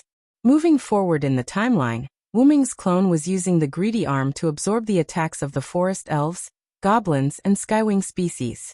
The body of Wuming's clone was collapsing at a visible rate, including the pitch-black demon-like greedy arm. After all, this was the ultimate move of the three forces, which was enough to kill a god. Being attracted by the pseudo-greedy arm created by Wuming, there was naturally a price to pay for absorbing it. In addition, Wuming was not a clone of his main body that was currently in the root, but a clone of a clone. Although his strength was still passable, he would not be able to withstand the Zeroth ward of the void of the forest elves, the marrow explosion of the goblins, and the Skywing species' collective pseudo-godly strike. The attacks of the three forces were transformed into an energy ball comparable to a large fireball, which was absorbed by Wuming's greedy arm. Because the forest elves and goblins were preparing to retreat, and the Skywing species were turning into infants, no one attacked Wuming, which also allowed Wuming to be at ease. Just like that, by the time the large energy ball was almost completely absorbed, the body of Wuming's clone was almost broken beyond recognition. The greedy arm on the left hand of the clone was already full of cracks, as if it would not be surprising if it shattered at any moment. Bang! Sure enough, the pitch-black greedy arm on Wuming's left hand shattered like a mirror, turning into specks of light that scattered into the air. Well, fortunately, the desireless arm has already stored these attacks, so there's no need for them. Wuming's clone said weakly like a badly damaged puppet. Immediately afterward, the clone left like a spirit, turning into specks of magic particles starting from its feet, and flying into the air with the magic particles of the greedy arm that had not completely dissipated. At the same time, in the southwest direction of the continent of Yar-Ala, a white-haired man wearing a tattered brown cloak, a hood over his head, goggles over his eyes, and a scarf over his mouth and nose came out of a hidden underground cave. He was none other than Rick, who had snuck into the southwestern part of Yar-Ala from Wuxia. Because of Wuming's teleportation gate, Wuming only needed to make a trip here, then open the teleportation gate, and Rick could easily come over. Looking at his glove shining, Rick wore a glove on his right hand. It was a glove as beautiful as an angel, white and flawless. This was the twin item that complemented the pitch-black greedy arm.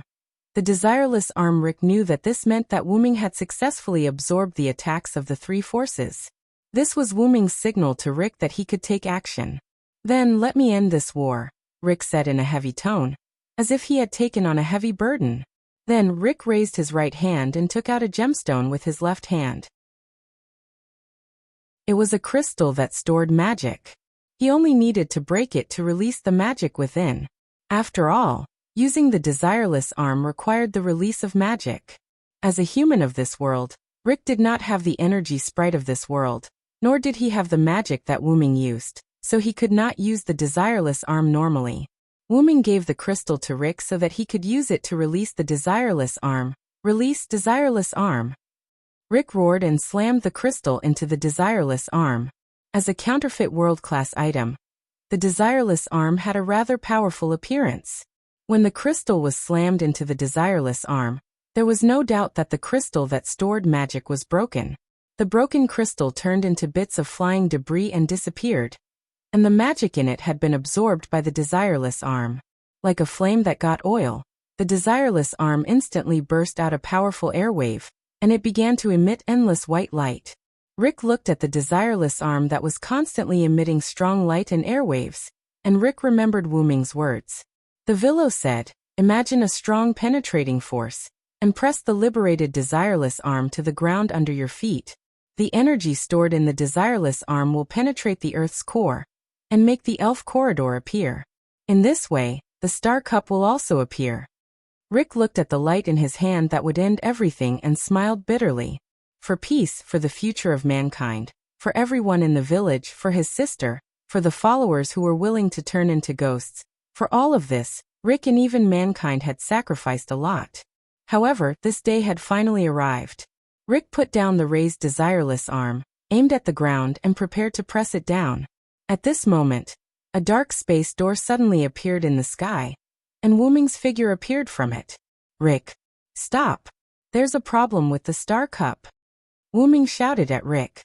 Rick's pupils shrank, and then he quickly stopped pressing his arm down.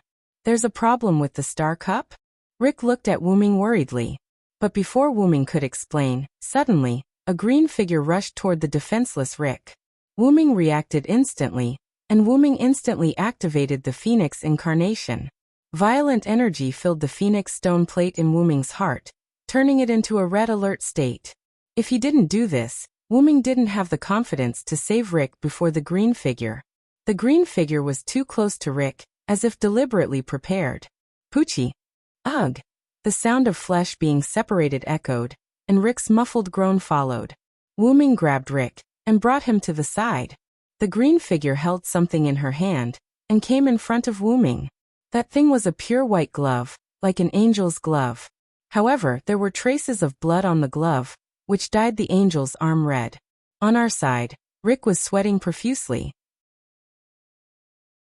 His left hand was hugging his only remaining right arm, and he was sweating profusely. That's right, the green figure took away the desireless arm along with Rick's right hand. At this moment, Wuming also clearly saw the green figure. The one who snatched Rick's arm was a female. She had long ears like the elves of the forest, and her golden hair reached her waist. Although her soft green clothes were a little conservative, they still couldn't completely cover her voluptuous and sexy body. Forest spirit. Rick looked at the woman in front of him with some resentment. "No, I'm afraid that's the creator of the forest spirit, forest god Canas." After sensing the creature in front of him that looked like a forest spirit, Wuming was very sure that her aura was similar to Arceus. Without a doubt, this was a god. Forest god Canas? Rick clearly didn't expect that a small character like him would be targeted by a god. However, Canas is a bit strange. Wuming narrowed his eyes and looked at Canas. Although it was indeed forest god Canas, right now Canas' eyes were lifeless, as if he was a puppet. Wuming more or less guessed the situation. At this moment, Canas grabbed the desireless arm and pressed it to the ground. Boom! In an instant, a huge amount of energy burst out from the ground. Chapter 447. Boom! A huge amount of energy came from underground, and the ground where Wuming and Rick were was completely shattered. Wuming had no choice but to bring Rick into the sky. As expected, the target of the manipulated Canis was only Rick's right hand, or rather, whether it could pierce through the desireless arm in the Earth's core? Wuming said. At this point, Wuming could also understand that Canis must have accepted the temptation of the Star Cup, accepted the power of the Star Cup, and ended up being manipulated. On the way here, Wuming thought that the Star Cup had tempted Arceus. Although Arceus had rejected it, he was still tricked by the Star Cup. Then, wouldn't the star cup look for other divine seeds? The answer was no. Cainus was the new divine seed that the star cup was looking for. After Cainus accepted the temptation of the star cup took control of Caina's body and used him like a puppet. Its purpose was to save itself from the elf corridor. The star cup first looked for Arthas because he was the strongest war god, but because Arthas had rejected and wanted to kill itself, the star cup paid Arthas a price. Then the star cup looked for Cainus. And Cainus was afraid of the horror of being killed. So he accepted the star cup's proposal and became the star cup's puppet. He was arranged to be next to Rick and was ready to liberate the real star cup in the elf corridor. And when he saw Wuming stop Rick's action of piercing through the earth's core, the enslaved Cainus directly attacked, snatching Rick's right hand and the desireless arm in his right hand. That was the truth that Wuming saw through. What happened to the star cup? Wuming grabbed Rick and healed him. Then, he frowned as he looked down at the ground that was already rotten beyond repair. The ground was completely destroyed as if it was the epicenter of an earthquake. Originally, if Rick used the desireless arm, the energy of the desireless arm would only have a very small destructive power, but it would directly penetrate the Earth's core with a powerful penetrating force and make the star cup appear. However, the desireless arm technique used by Cainus was quite crude. Not only had a portion of the energy leaked out, but it had also caused damage to the surface of the Earth. Furthermore, it hadn't reached the core of the Earth, so it could be said that it was quite a waste. However, since the other party was a god, ordinary judgment could not be used as a reference. Wuming frowned as he looked at the black cup-shaped crystal slowly rising from the ground that was still being destroyed. That was undoubtedly the star cup. However, there was indeed a huge problem with the star cup.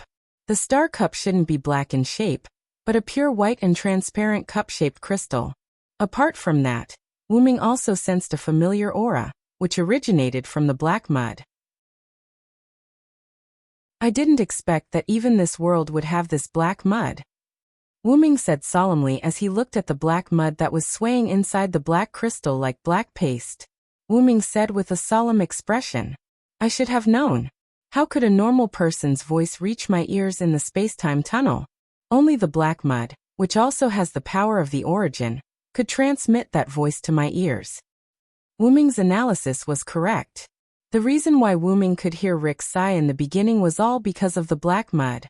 The black mud was deliberately hidden in the elven corridor that was full of elves, so Wuming's perception couldn't take effect for a while, so he didn't sense the presence of the black mud.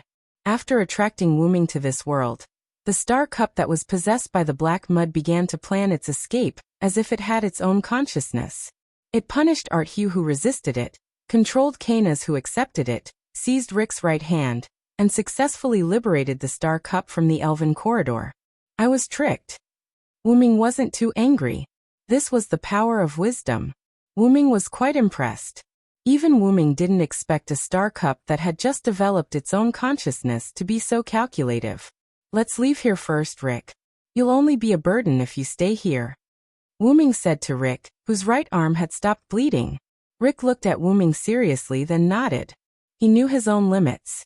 Then Wuming opened the portal and sent Rick in. Before he left, Rick reminded Wuming, Thank you very much for your help, Lord God. I wish you all the best. With that, Rick threw himself into the black portal. Then the portal closed. Wuming looked at the star cup's position. Just like a strange phenomenon, the liquid in the star cup flowed out directly and wrapped around the star cup to form a human figure. Then the human figure took shape and appeared in front of Wuming. 18 pairs of white wings, Western clothing that resembled a Greek style, sharp eyes, and a muscular body.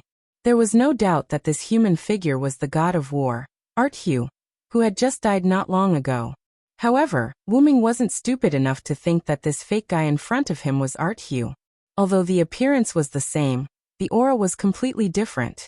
Oh, are you the dragon of origin? What a familiar stranger, Arthu said in a frivolous tone. There was no doubt that this wasn't Arthu. It's all thanks to you that I could come out so quickly, Arthu, who was formed by the star cup's consciousness, said. If it weren't for Wuming, it would have taken a year and a half for the star cup to come out.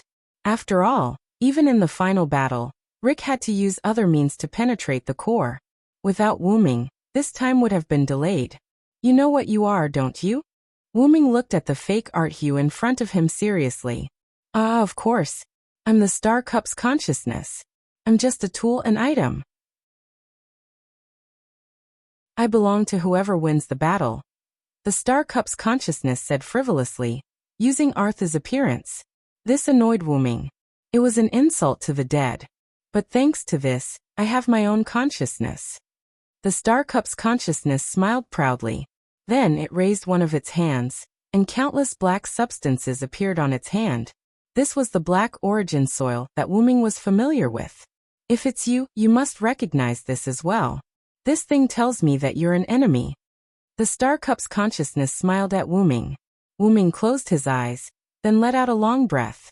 This was a little troublesome. Wu Ming had thought about what would happen if the big shots of each world were swallowed by the black origin soil. Although Xingque wasn't considered a big shot, Xingque had developed a consciousness after being corroded by the origin black mud that came out of nowhere. However, this was nothing. In the hands of a good person, the black origin soil was a good thing. In the hands of an evil person, the black origin soil was an evil thing. The consciousness born by the Star Cup was something similar to the world's consciousness. However, these people or things affected by the black origin soil would regard Wu Ming as an enemy.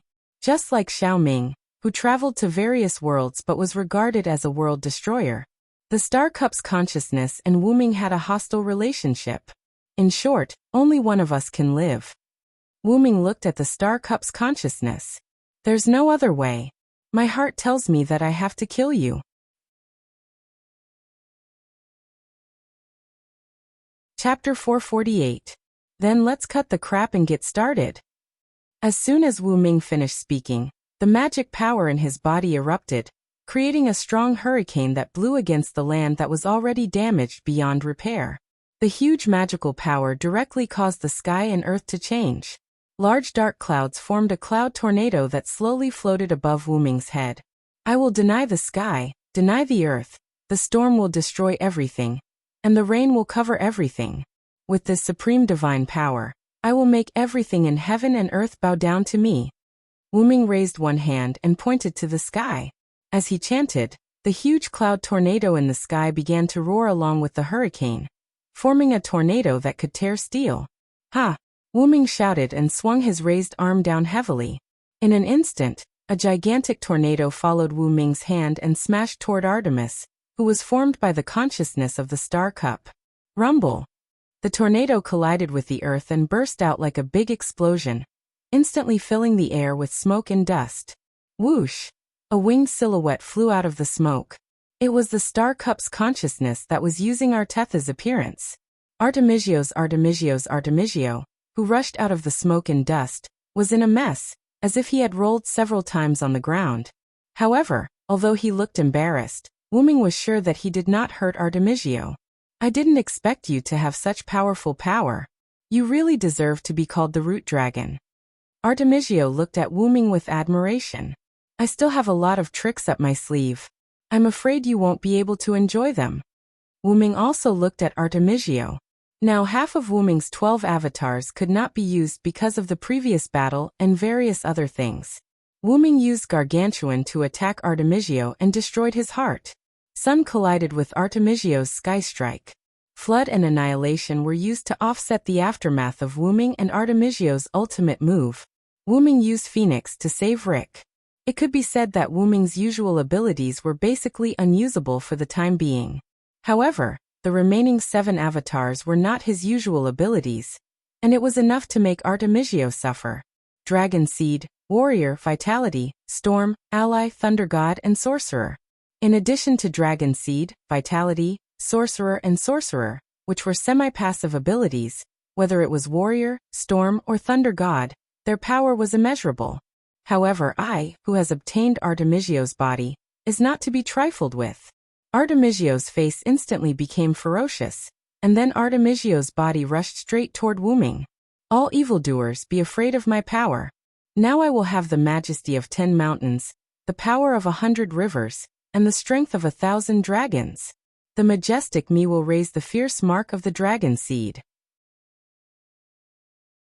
After Wu Ming finished chanting, the stone plate with the dragon carved on it suddenly lit up in his heart at 1 o'clock.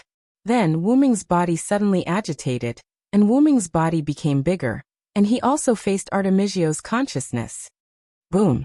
Wu Ming and Artemisia's consciousness collided, making a loud noise, and the whole land made a miserable sound. It could be said that now, in the southwest of Yar'ela, the place where Wu Ming and Artemisia's consciousness fought was almost sinking. More than 1,000 meters of smoke and dust filled the air. Then, along with the sweeping of a hurricane, the surrounding dust dissipated, and Artemisia's consciousness lowered its arm that released the hurricane. As expected of the root dragon. To think that you can contend against me in such a situation. The consciousness of the star cup that was using Artetha's appearance showed a rare serious expression instead of the frivolous expression it had before. You're not only using Artemisia's appearance, but you're also using his abilities, right? Wu Ming's voice sounded from the surrounding dust. Wu Ming sensed that the other party was using the same move as Artemisio. If it weren't for the fact that Wu Ming clearly knew that the other party was Artemisio's consciousness, perhaps he would have thought that Artemisio and Wu Ming were fighting. Of course, Artemisio is dead and has returned to the elf corridor. I happen to need a strong body, and it's all thanks to you that you were able to kill Artemisio. After the death of a living species in that world, they would return to the elf corridor. It felt like hell, but it was not quite the same. After Artemisio disappeared, he came to the elf corridor. As a result, Artemisio was swallowed by Artemisio's consciousness in the elf corridor. Wu Ming even suspected that Artemisio's spirit essence had been invaded by Artemisio's body. After being rejected, Artemisio's spirit essence was pulled out. Although it seemed to be placed there, in fact, Wu Ming felt that Artemisio's spirit essence was a means to pave the way for Artemisio's body. As Artemisio's consciousness, it didn't have a physical body, so it could only find a body that matched its identity, which was the body of a divine seed. That was why Artemisio's consciousness could use the defective product that was more powerful than the real one.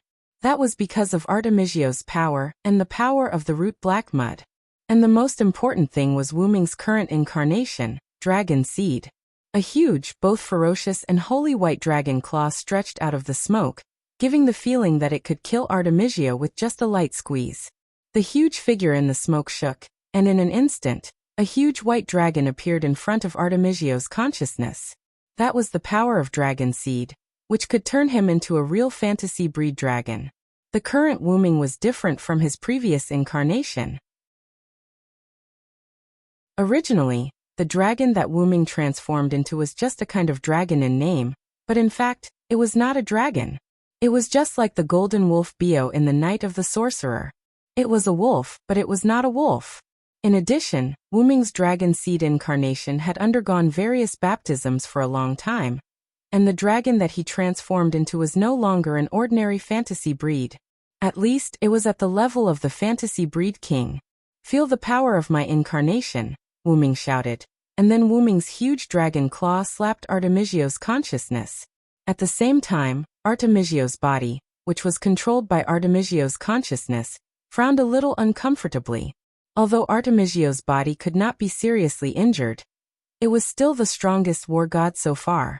Artemisio's physical ability could fight with Wu Ming barehanded in his current state. Wu Ming now understood why the other party had sealed Arthas's god essence in the throne of the war god temple. Arthas had probably died, so that the Star Cup's consciousness could take over his place. This was also part of the other party's plan. I'll let you have a taste of the power of War God in his strongest state. Artemisio's consciousness roared and slammed into Wu Ming's dragon claw. Boom!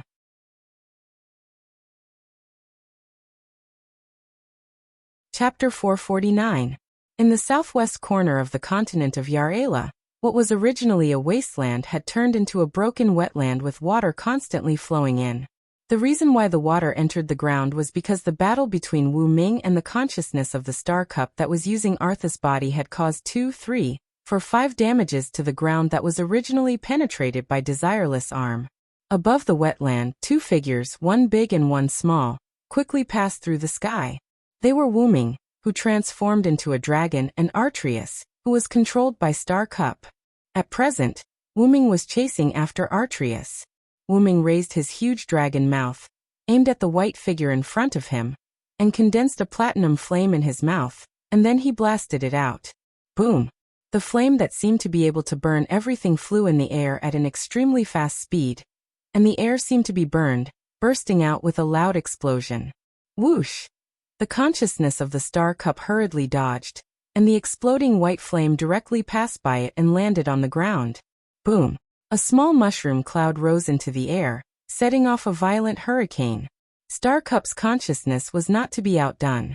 It pointed at Wu-Ming with both hands, and 2 condensed skystrike energy beams were blasted toward Wu-Ming. Wu-Ming's huge body at the moment was not suitable for dodging, and Wu-Ming was not prepared to do so. Boom! Boom! Wu-Ming's 2 huge white dragon claws slapped the 2 incoming skystrike energy beams, and the 2 skystrike energy beams were directly sent flying. The energy pillar became like a hard object instead of an energy that would explode upon contact. It was sent flying by Wu-Ming. Boom! The skystrike energy beams, like Wu-Ming's white flame, fell heavily to the ground, and burst out with a roar, accompanied by a whistling hurricane, and 2 small mushroom clouds rose slowly. Now, it was almost possible to understand why the battle between the 2 could destroy the southwestern part of the continent of Yar-Ala into a wetland that was close to a new lake and ocean. Gaia couldn't withstand an ordinary attack even if it was a nuclear attack. Wu-Ming used his Dragon Seed avatar and fought with Star Cup's consciousness for a few minutes. In just a few minutes, the southwest of Yar-Ala was destroyed like this. Whether it was Wu-Ming in his Dragon Seed avatar state, or Artreus, who was controlled by Star Cup's consciousness, it could be seen that those 2 were not ordinary at the moment. First of all, Artreus's body and ability was controlled by Star Cup's consciousness. It could be said that Artreus was completely different from when he fought with Wu-Ming. Ahem, well, he was not the same person. Previously, Arthu's spirit essence had been sucked out by the Star Cup. No matter how strong he was, he wouldn't be that strong. But now, the Star Cup's consciousness that was using Artha's body was able to fully display the strongest ability of the war god Arthu. Not only could he use Heavenly Strike at will, but he also had the assistance of Star Cup and Black Root Mud, so his energy was unlimited, and his physical strength was also extremely strong. He could fight with Wu-Ming in his Dragon Seed avatar state for a while. It was worth mentioning here that Wu-Ming and Star Cup's consciousness were fighting in close combat before. However, Star Cup's consciousness found that its attack couldn't cause any significant damage to Wu-Ming, so it became a long-range battle in the air.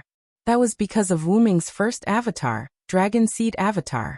Originally, this avatar only gave Wu-Ming the ability of a top-level fantasy-type dragon, as well as an extremely powerful body and the ability to kill dragons.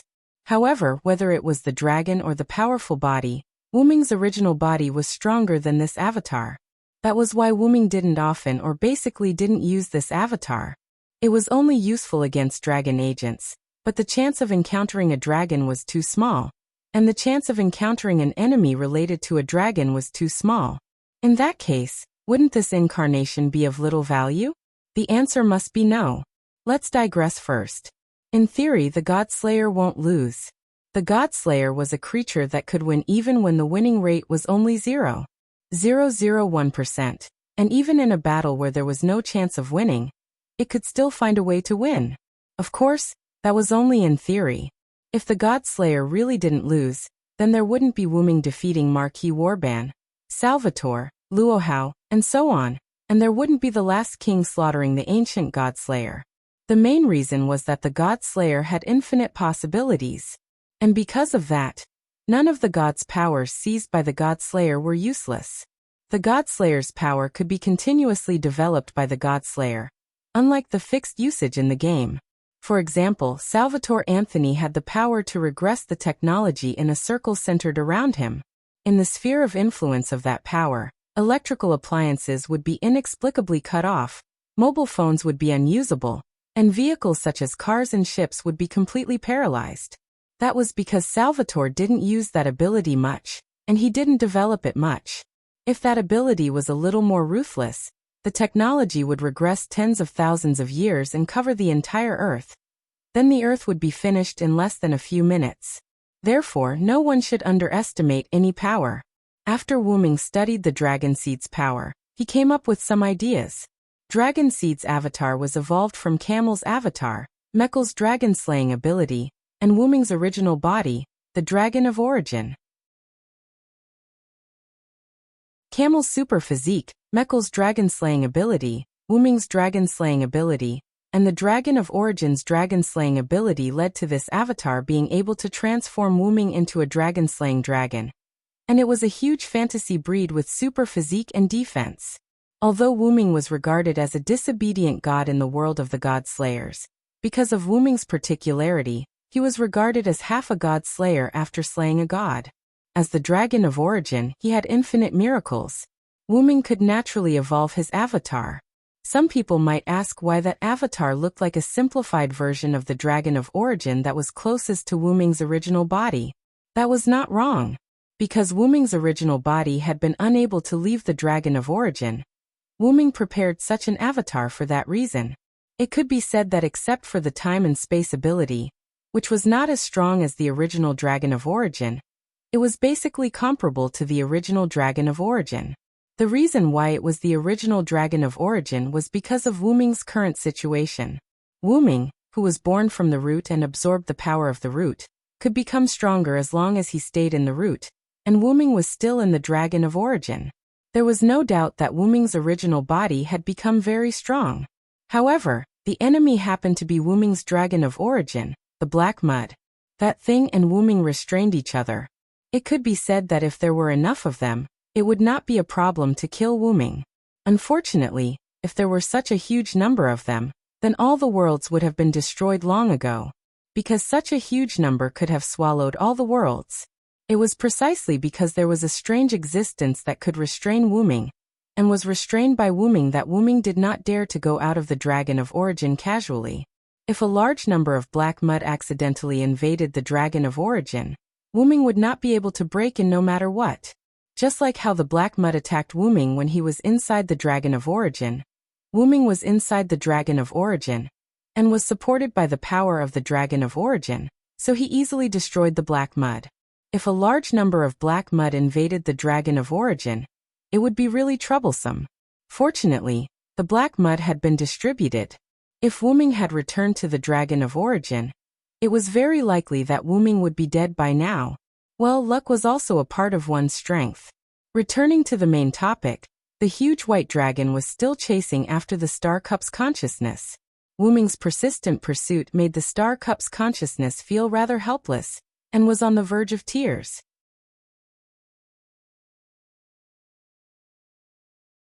Chapter 450. The reason why Star Cup's consciousness was being chased by Wu-Ming was because Star Cup's consciousness couldn't break through the white dragon scales on Wu-Ming's body after using Dragon Seed. The white dragon scales on Wu-Ming's body weren't hard. Instead, they were quite tough. When Arthur's attack landed on them, it was like punching cotton. It wasn't very effective. It wasn't that Star Cup's consciousness couldn't break through Wu-Ming's defense. If Wu-Ming just stood there and let it hit him, it would be fine. But Wu-Ming's claws were not to be trifled with, not to mention that he also had other magic spells. Don't forget that after using Dragon Seed Incarnation, Wu-Ming's strength was comparable to Wu-Ming's body before entering the big source. The root dragon's body was no joke. Therefore, Star Cup's consciousness had only one way, and that was to distance itself from Wu-Ming. The consciousness of the Star Cup pulled away from Wu-Ming and compressed the Sky Strike, and even the God Strike into its palm, presenting a compressed attack. Naturally, Wu-Ming's scales were just decorations. That was also the reason why Wu-Ming chased after Star Cup's consciousness. Because Wu-Ming also knew that. That was why he kept chasing after it, which led to the current situation. It could be said that if either Wu-Ming or Star Cup's consciousness made a mistake, they would suffer a fatal blow. That was the reason why mistakes between masters could be fatal. Damn it! Can't you stop chasing me? Star Cup's consciousness said angrily. Then, Artesius's body merged into space and disappeared. Wu-Ming, on the other hand, used his perception to find the place where Artesius appeared through the characteristics of space and time. Although the characteristics of space and time were very weak in the Dragon Seed Incarnation state, it was enough for Wu-Ming to catch up with Star Cup's consciousness again. When Star Cup's consciousness controlled Artesius's body to come out of space, Wuming was about to touch it again. Star Cup's consciousness had no choice but to continue running. And why did it not come out directly after merging into space? Maybe it was because of the root black mud, which made it subconsciously not run away. That was also the reason why Wuming said that only one of them could survive. It was like a battle between old enemies. Although it was very frustrating and weak, it couldn't escape. Do you think I'll let you go when I've already revealed my true form? Wuming teased the consciousness of the Star Cup. If Wuming didn't use the dragon seed, or if Wuming didn't use dragon seed, Star Cup's consciousness would probably leave this world directly. Wuming's consciousness only had power on this planet's body. Wuming might not come back, thinking that it was better to avoid trouble. Although Wuming promised Artesius to take care of his skywing species, Wuming reckoned that they would very likely return to Artesius after seeing Star Cup's consciousness using Artesius's body. After all, although Artesius had entrusted the skywing species to Wuming, no creature would follow a new master wholeheartedly. In that case, Wuming would have to wait until he dealt with the mastermind behind the burning of humanity before he came back to solve this small problem. But then again, this Star Cup's consciousness is really just a consciousness. Wuming began to mock Star Cup's consciousness. The expression of Star Cup's consciousness, who was using Artesius's body, also changed. This meant that Wuming was right. Although Wuming had fought with this Star Cup's consciousness more than a dozen times, the other party did not have any special abilities and had been using Artesius's ability the entire time. Logically speaking, the Star Cup represented the sovereignty of this planet. Holding the Star Cup meant that it was the master of this planet, which was the so-called only god. In that case, shouldn't the consciousness born from the Star Cup be in existence like Gaia? This was also why Wuming had used the dragon seed when he fought with the other party. It was because only with this clone did Wuming have the confidence to fight against such a super powerhouse. In the end, Wuming discovered that the other party was not really in existence similar to the suppression power Gaia. It was just a consciousness. It could only use the Star Cup's power to sneak attack Artesius. In other aspects, it still needed to rely on someone else's body to move. Did this not prove that the other party was actually bluffing? If it's really as I think, all you can do now is use Artesius's ability. Wuming narrowed his eyes at the other party. In that case, Wuming also began to suspect that this consciousness did not belong to the Star Cup. I have to admit, Wuming, your intelligence is not lower than mine. The Star Cup's consciousness that was using Artesius's body continued to fly. While dodging Wuming's attacks, it said in a dull tone, "It should be because you can't use the power of this world that you exposed yourself." Wuming was still following behind the Star Cup's consciousness. He would not stop attacking just because he had a conversation with the other party. You're right. I'm indeed just a consciousness. Without a body, I can't move as I wish. That's why I wanted to instigate Artesius, the most powerful war god. Then the Star Cup's consciousness became happy. However, I didn't expect him to be such a blockhead. He knew that he would die, but he didn't accept the power. That's just as well. I've helped him by taking out his spirit essence. The Star Cup's consciousness showed a proud expression. This made Wuming even more displeased. I'm sure Artesius's soul in the elf corridor is angry that you're using his body. As he spoke, Wuming had already started to gather flames in his mouth. Like a heat ray, a fire dragon rushed toward the Star Cup's consciousness. The Star Cup's consciousness was still controlling Artesius's body to dodge. However, because it was a fire ray that was connected to Wuming's mouth, the Star Cup's consciousness had a hard time dodging. Then, it was grazed by Wuming's white flame. Kaboom! The space fluctuated violently. The other party escaped into space. The remaining flame swept across the ground. Or rather, the ground that had turned into a sea made a series of explosions. Due to the excessive power, Wuming had already distanced himself from the Star Cup's consciousness after he stopped shooting the flames. Ha ha ha! You've finally fallen for it, Wuming. The Star Cup's consciousness said proudly. I didn't show it earlier. Insulting Artesius while using his body was enough to make Wuming slightly angry. It used this to provoke Wuming, so that Wuming could not stop the flames in time. In other words, Wuming had used a skill that required a long time to cast. At the same time, the Star Cup's consciousness controlled Artesius to gather a thin light needle with unknown energy in its hand. It was a divine strike that was even more condensed and mixed with the power of origin. You can condense the divine strike to such a degree? Wuming was shocked. Although he had expected Wuming to use the divine strike that was mixed with the power of origin to attack Wuming, Wuming did not expect it to be able to condense the divine strike to such a degree. If it was the divine strike, Wuming's scales would not be able to block it. This is my advantage as the Star Cup's consciousness and the origin black soil. The Star Cup's consciousness said proudly, "Goodbye, Dragon of Origin." The Star Cup's consciousness shouted and threw the divine strike at Wuming. The divine strike needle thrown by Artesius' body was quite fast. Wuming, who could not use Phoenix for the time being, could not dodge it. The divine strike needle was aimed at Wuming's brain. It had to be said that the Star Cup's consciousness was quite high. If it pierced through his heart, Wuming would definitely not die. However, if it pierced through his brain, even if he did not die, he would fall into a coma. In this way, Wuming would become a lamb waiting to be slaughtered. However, it did not matter what the Star Cup's attack was because Wuming was prepared to defend against any kind of attack. No, he could steal it. With a flash of golden light, Wuming flew into the sky unscathed. The Star Cup's consciousness looked at Wuming in disbelief. How is this possible?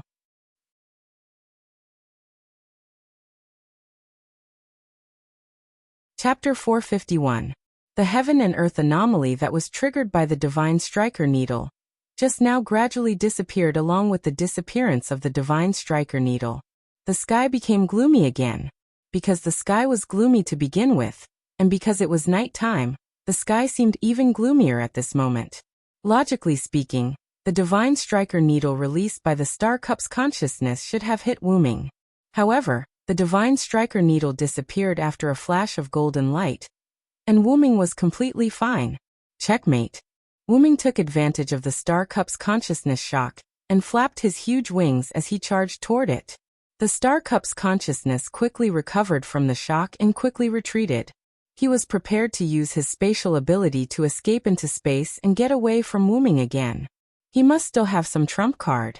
The disappearance of the Divine Striker Needle must be related to the opponent's trump card. I don't believe that trump card can be used continuously. If there's another chance, he'll be done for. The Star Cup's consciousness thought as he looked at the huge dragon shadow that was approaching him and smiled proudly. As long as it was not the end, the victor was not certain. Then he was caught by Wuming's dragon claws. Bam! Wuming's body, which was controlled by the Star Cup's consciousness, made a sound that resembled the sound of metal colliding. Clank! Then the sound of chains could be heard. Golden ripples appeared out of thin air, and a golden chain that seemed to have infinite length extended from it, and firmly bound the Star Cup's consciousness in Wuming's hand. This way, with the heaven lock that was baptized by the origin black mud in the body controlled by the Star Cup's consciousness could not come out. How is this possible? How can I not use my spatial ability? The Star Cup's consciousness said in a panic. After a moment of panic, the Star Cup's consciousness also discovered the problem.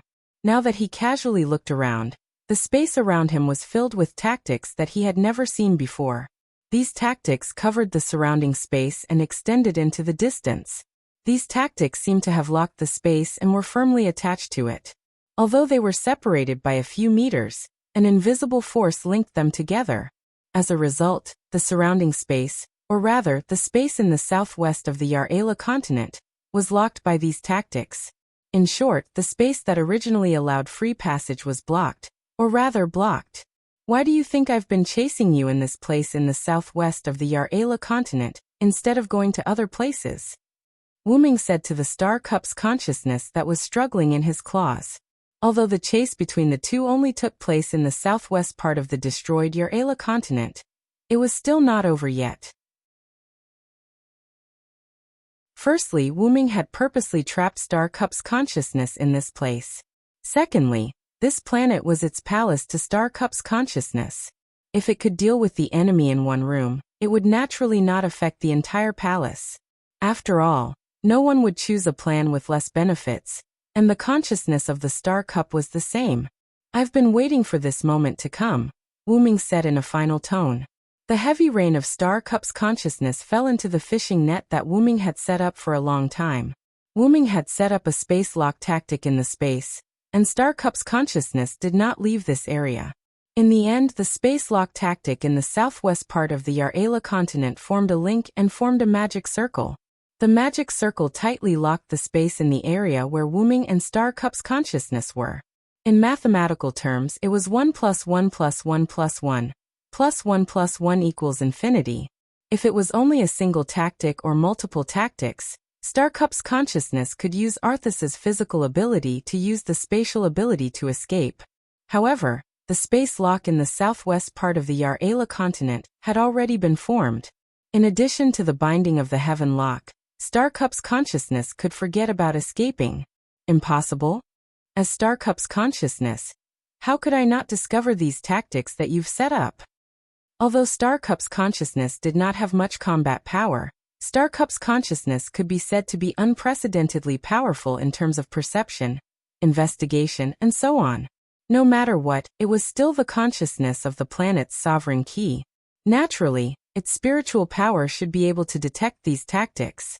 Due to anger, Star Cup's consciousness used its spiritual power to scan the tactics.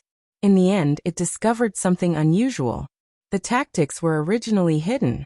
This was something that both Wu Ming and Star Cup's consciousness knew. Now, these tactics were revealed because they had been activated. Other than that, when Star Cup's consciousness scanned these tactics, it discovered that there were other tactics mixed in with these space lock tactics. It was because of these other tactics that Star Cup's consciousness did not notice the existence of these space lock tactics. Those are tactics that can block perception. Star Cup's consciousness was completely shocked. That's right. There were some shielding tactics mixed in with the space lock tactics. These shielding tactics were like the space lock tactics. They were linked together and formed a magic circle. It was these shielding tactics magic circles combined with the space lock tactics magic circle that caused Star Cup's consciousness to be captured by Wu Ming. Even if it's you, it's impossible for you to have a tactic that can block my perception. As the planet's sovereign key's consciousness, it was impossible for its spiritual power not to notice anything. Also, why did my divine firing needle disappear? How many trump cards are you hiding? Star Cup's consciousness seemed to have gone crazy at the moment. It gave off a feeling that it was at the end of its road, and would definitely die. However, Wu Ming did not say anything else. You don't need to know about this. Return obediently and apologize to Arthas. As Wu Ming spoke, a trace of lightning and wind appeared on the dragon claw that was holding the Star Cup's consciousness, as well as an invisible source of power. After all, Star Cup's consciousness that had the origin black soil had to be dealt with using origin power. Sizzle sizzle. Lightning crackled. Countless divine lightning surged out of Wu Ming's body. Whoosh whoosh. The raging storm was mixed in with the thunder and lightning. Two different forces converged on Wu Ming's dragon claw that was holding Star Cup's consciousness. No. You can't do this. I am Star Cup's consciousness. I can help you gain control of this planet. Star Cup's consciousness seemed to be aware of its death and frantically begged for mercy. On the contrary, Wu Ming felt a bit strange. Arthas was a wise man. Other than that, Wu Ming didn't think that destroying Arthas' body would kill it. Boom. Wu Ming didn't waste any more time, and directly crushed the clone's body with the power of Thunder God's avatar and Storm's avatar. The voice of Star Cup's consciousness stopped abruptly. Wu Ming looked at Star Cup that was revealed and looked at it vigilantly. He constantly scanned it with his spiritual power, but he didn't find the existence of Star Cup's consciousness. Is it really dead? Wu Ming wondered. Of course, it wasn't that simple. In the distance, the current capital of the Forest Elves, Temple of Canas. In the Temple of Canas, where the Forest Elves worshipped, with a stream of light, a green figure with burning flames appeared.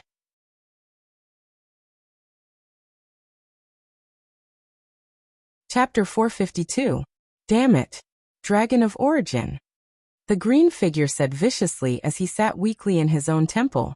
This figure was the forest god Canis, who had taken Rick's right arm. However, his tone was rather strange. If Wu-Ming was here, he would definitely recognize this tone. This was Canis, who had just been destroyed by Wu-Ming and replicated by Arthas' body. Arthas had rejected the Star Cup. In order to ensure that he could come out of the Earth's core, the Star Cup's consciousness chose another god, which was Canis. The Star Cup's consciousness used the Star Cup's power to erase Canis' personality, and then took control of Canis' body. However, unlike replicating Arthas' body, the Star Cup's consciousness simply controlled it and did not integrate itself into it. This was also why Canis, who had taken Rick's body by surprise, was expressionless. After that, when Wu-Ming was fighting with the Star Cup's consciousness, in order to not let Canis escape, Wu-Ming used his familiar authority that he had not used for a long time. When he killed Neza in the God Slayer world, Neza wanted to continue fooling around and did not want to return to the myths, so he turned into Wu-Ming's authority, which was a familiar with self-awareness. Then Wu-Ming released Neza to stop Canis. Canis, who had temporarily lost the control of the Star Cup's consciousness, was judged to automatically attack the enemy, so he fought with Neza. Simply put, it's hanging up the phone, for all. Then, because the battle between Wu-Ming and the Star Cup's consciousness was too intense, Canis and Neza were blown away and continued to fight in the center of the Yar'ela continent. The burn marks on her body were left by Neza, so using the fire-tipped spear to deal with the forest god was the most appropriate choice. Then, when Wu-Ming crushed Arthas' body that the Star Cup's consciousness had replicated, the Star Cup's consciousness that controlled Canis' body escaped. However, the real result was that the Star Cup's consciousness came to Canis' body and completely took control of her body. It could be said that the Star Cup's consciousness begging for mercy was purely an act for Wu-Ming to see. Its purpose was to make Wu-Ming think that the Star Cup's consciousness was really dead. After all, even Wu-Ming had praised the Star Cup's consciousness as a wise one. In terms of hypostasis, the Star Cup's consciousness should be half a level of suppression, so of course it would not be so weak. Although it had been a noob for a long time. Although forest god's body's body, it's not weak, I'll just make do with it. After all, the forest god was a master of 186 spells. He could cast 186 types of spells at the same time. He was one of the best among the gods. Because Canis the Star Cup's consciousness, Canis's consciousness is as well. He can't control the Star Cup anyway, so I don't need to be in a hurry. Once I recover, I'll touch the Star Cup and use Canis' body to become the only god. Because the Star Cup's consciousness previously controlled Arthas' body, was a defective copy of the Star Cup's consciousness. It could not be recognized as a god by the Star Cup's consciousness. Therefore, the Star Cup's consciousness was not the only god. The reason it did not directly use Canis' body to become the only god was because Canis' body was too weak. Moreover, the Star Cup's consciousness thought that it could defeat Wu-Ming. In the end it failed. Although I'm now free from the Star Cup, Arthas is dead. As long as this body is fine, the final victor will still be me. After all, Wu-Ming was not qualified to become the only god on this planet. Other than Arthas and Wu-Ming, the Star Cup's consciousness did not care about the other gods. They're just a bunch of fools who don't know how to use their wisdom. They're nothing to worry about. The Star Cup's consciousness laughed when it thought of the other gods. Even those who were called gods were a bunch of simple-minded people, who only knew how to flaunt their innate abilities. Now that the Star Cup has fallen into his hands, for safety's sake, I'd better stay in this body obediently and wait for him to leave, the Star Cup's consciousness said. After all, we can't use the Star Cup. For the sake of humans, he would not take the Star Cup away.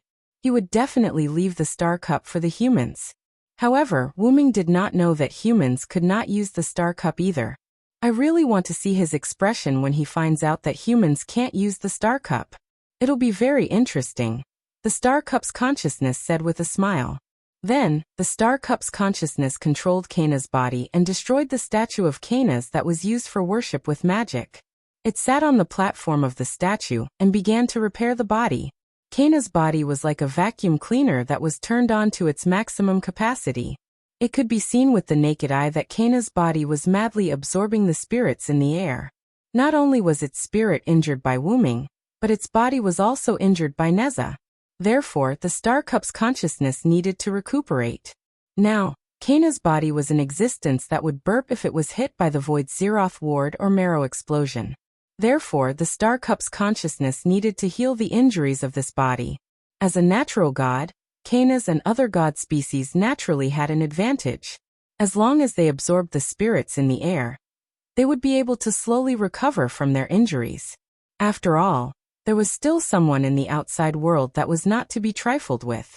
This place was the capital of the forest elves. The chances of someone breaking in were almost zero. Therefore, the Star Cup's consciousness could safely absorb the spirits to heal its injuries. Then the Star Cup's consciousness that was absorbing the spirits suddenly realized that there was something wrong with these spirits. It was just like when you drank ordinary milk and realized that the milk tasted strange. Then, before the Star Cup's consciousness could react, Kaina's body suddenly exploded. Bang! The explosion of Kaina's body caused the entire temple of Kainas to collapse. The forest goblins who were guarding the outside were all in a panic. The temple of the god they worshipped was blown up, and that was a big deal. The temple had always been the place where the forest elves communicated with Kainas, but now it had exploded. This was no less than the collapse of the family's ancestral hall. It was a heavy blow to the people. As the forest elves panicked and tried to rescue them, Shinka Nilbar hid in a house not far from the temple, and looked at the collapsed temple with cold eyes. Sucking in a fairy that was activated by my Zeroth ward of the void, plus you're heavily injured. What a pity. Lord God, you're finally going to die by my hands. Xian Ku's expression darkened as she spoke, which made the girl behind her a little scared. This way we can be together, Nina. Say, Senior. The girl called Nina looked at her senior nervously. Her body kept trembling. Perhaps she would be very lucky in the future. At the same time, Wuming, who was still checking the Star Cup, suddenly noticed that something was wrong with the Star Cup. You finally came out, Star Cup's consciousness.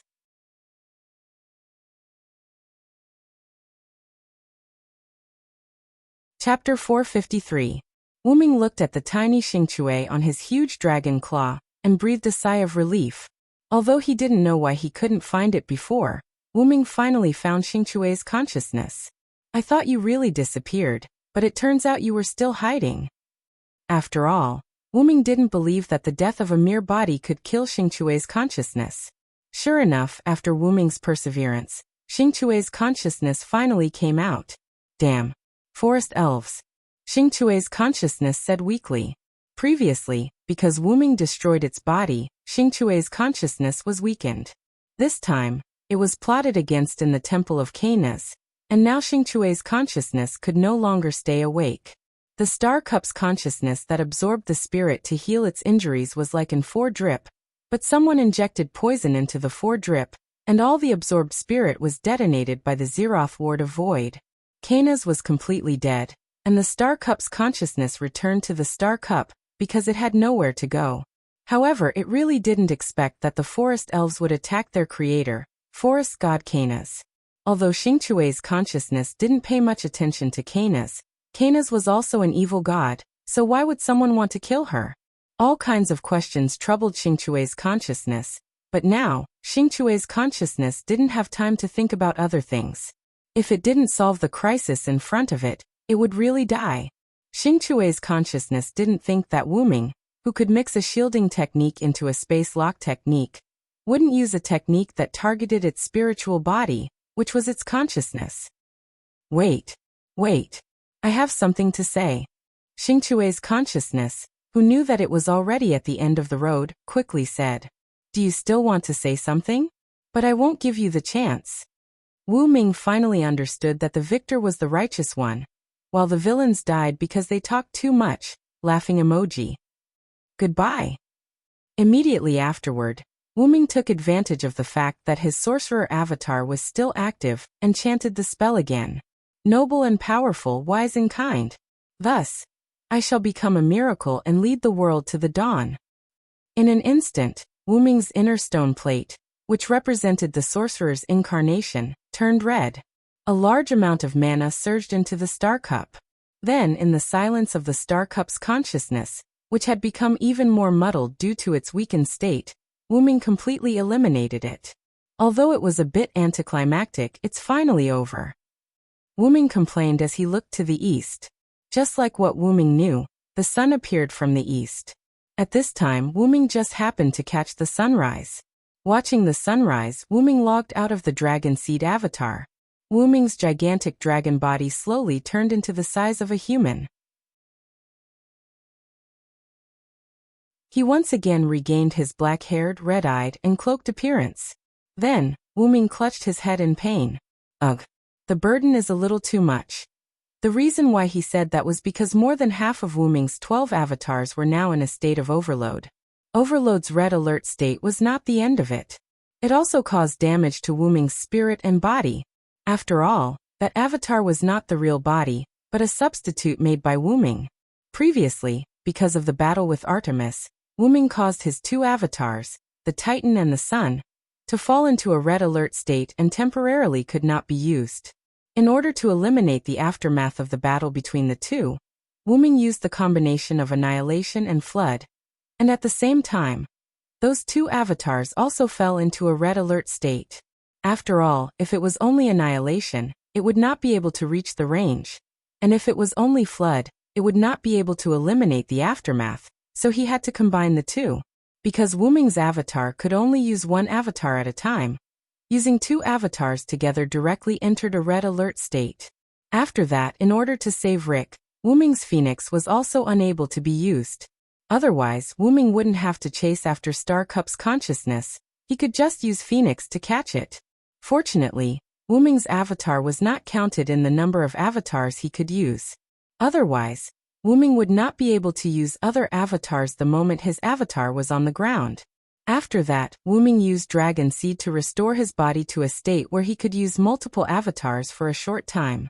With that, Wu-Ming secretly used Sorcerer's avatar to set up a space blockade and a space shielding technique. The reason why Star Cup's consciousness did not notice it was because Sorcerer's avatar's casting effect was enhanced. After that, because he needed to destroy Artemis's avatar that Star Cup's consciousness copied, Storm and Thunder God also fell into a red alert state for the time being. In addition to Warrior's avatar, Wu-Ming had a total of 8 avatars in overload. Previously, Star Cup's consciousness provoked Wu-Ming with words, which made Wu-Ming angry, and then attacked Wu-Ming with Firing Needle. At that time, Wu-Ming used Warrior's avatar to seal Firing Needle. After all, Wu-Ming was also a man who fought Artemis before, so he was very familiar with Firing Needle. Although Wu-Ming's warrior avatar evolved from Welaslana's warrior avatar, unlike Welaslana's warrior avatar, he didn't need to chant to use it on the enemy, he only needed to know the knowledge to use it. However, because it was instantaneous, and because of the power of Firing Needle, Warrior's avatar also fell into overload. And Sorcerer's avatar also fell into overload because of Star Cup's consciousness just now. Now Wu-Ming only had 3 avatars left, Dragon Seed, Dependent and Vitality. 9 avatars fell into overload. Because of that, Wu-Ming felt very uncomfortable, both physically and mentally. After all, Wu-Ming's mental power was quite strong, and he meditated every day. At that moment, he just felt a little tired. On the contrary, his physical body had some problems. Because this body was made, not only could it not allow Wu-Ming to exert his full strength, but its physical strength was also far inferior to his original body. 9 of the 12 avatars fell into overload, and Wu-Ming felt extremely painful. Looking at Star Cup in his hand, Wu-Ming threw it casually, and golden ripples swallowed Star Cup. Then Wu-Ming opened the portal, found a plane, and sat cross-legged. I'd better heal my injuries first. The reason why he didn't sit on the ground was because the battlefield just now had turned into an ocean. The one with the supreme divine power. The god protects him, the devil hates him, no enemy can get close to him, like a fountain of vitality that constantly surges, granting the world equal protection. As soon as Sorcerer's avatar finished speaking, the elves between heaven and earth began to surge, but Wu-Ming did not absorb those elves. First of all, what Wu-Ming needed was magical power, not elves. Second, those elves were alive. If possible, Wu Ming would not hurt them. In that way, Wu Ming closed his eyes and began to recover. And those elves wrapped around Wu Ming's body as if they were protecting him. A little bit of starlight danced with the divine person.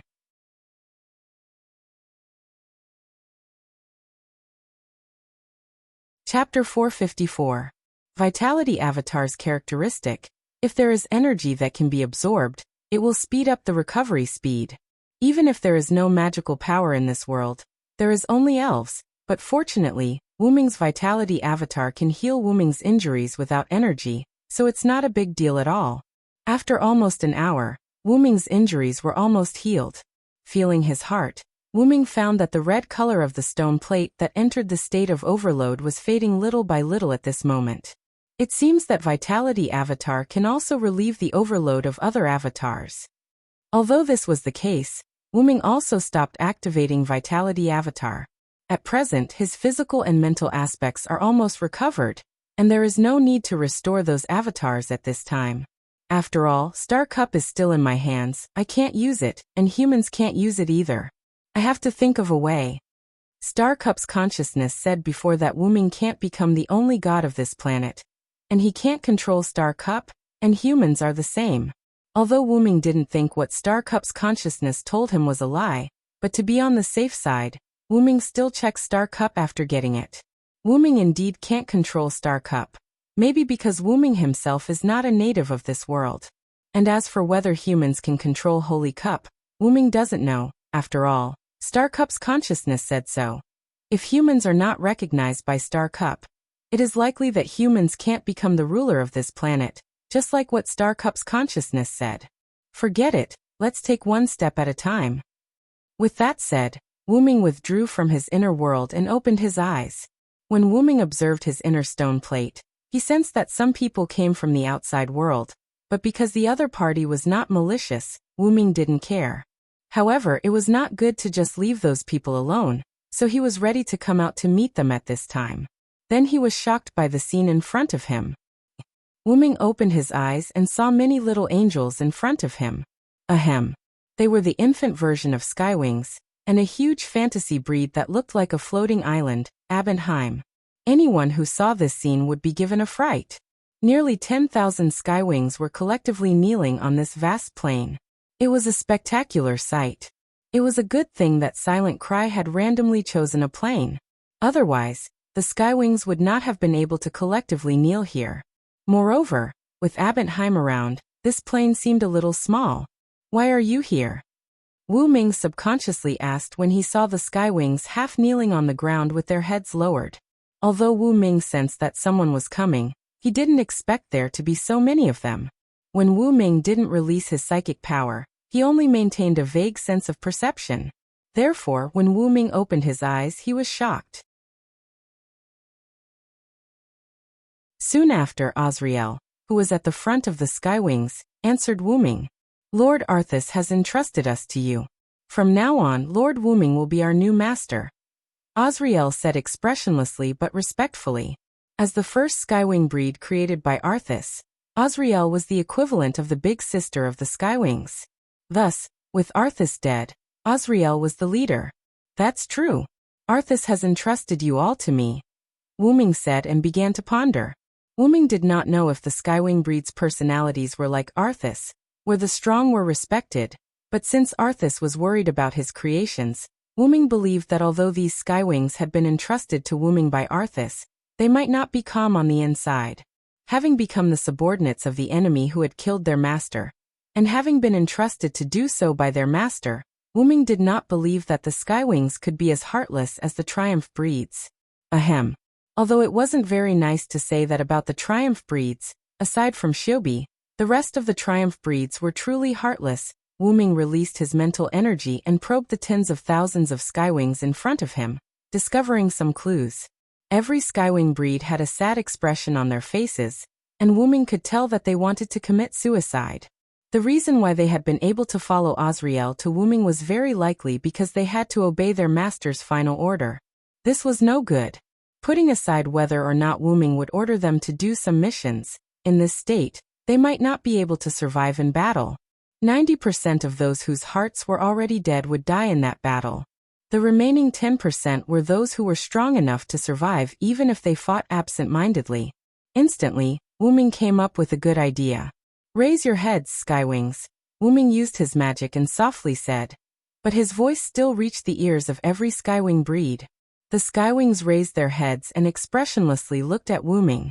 "Arthas is a worthy opponent, but the two of us have our reasons for fighting." Arthas was doing it for his lifelong wish, while Wuming was doing it for Arthas not to snatch the Star Cup. In the end, Arthas's death could be considered an accident. Wuming had not expected Arthas's spirit essence to be sealed into the throne by the Star Cup's consciousness. If Wuming had really wanted to kill Arthas, he would not have used the power of the flood and annihilation to eliminate the aftermath of their battle. "I won't pretend to be polite with you. Arthas's death is truly an accident." When Wuming said this, not only did the Skywings who had thoughts of committing suicide become angry, even the Skywings who wanted to obey Arthas's final order frowned, especially Azrael. "But I won't shirk my responsibility. I'll take on this responsibility and the task my friend Arthas entrusted to me." After all, the two of them had hit it off immediately after the battle. Regardless of whether Arthas died or not, the friendship between the two of them was inseparable. Have hope for the future. Don't give up on your lives, because I'll always be waiting for you. I'll wait for you to challenge me until you kill me. Wuming's words caused an uproar among the Skywings. Even Abbentheim was shaken. It was clear that he was not calm. "You guys also want to avenge Arthas, right?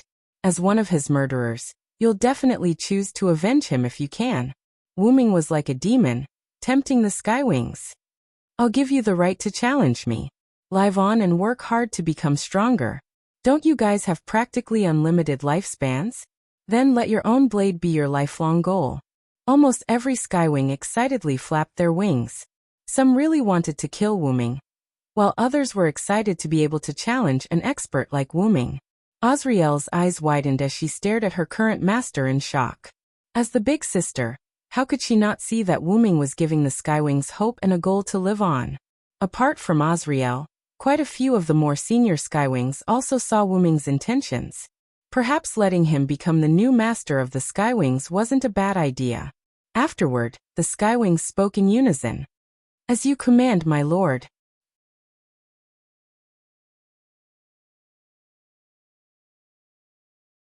Chapter 455.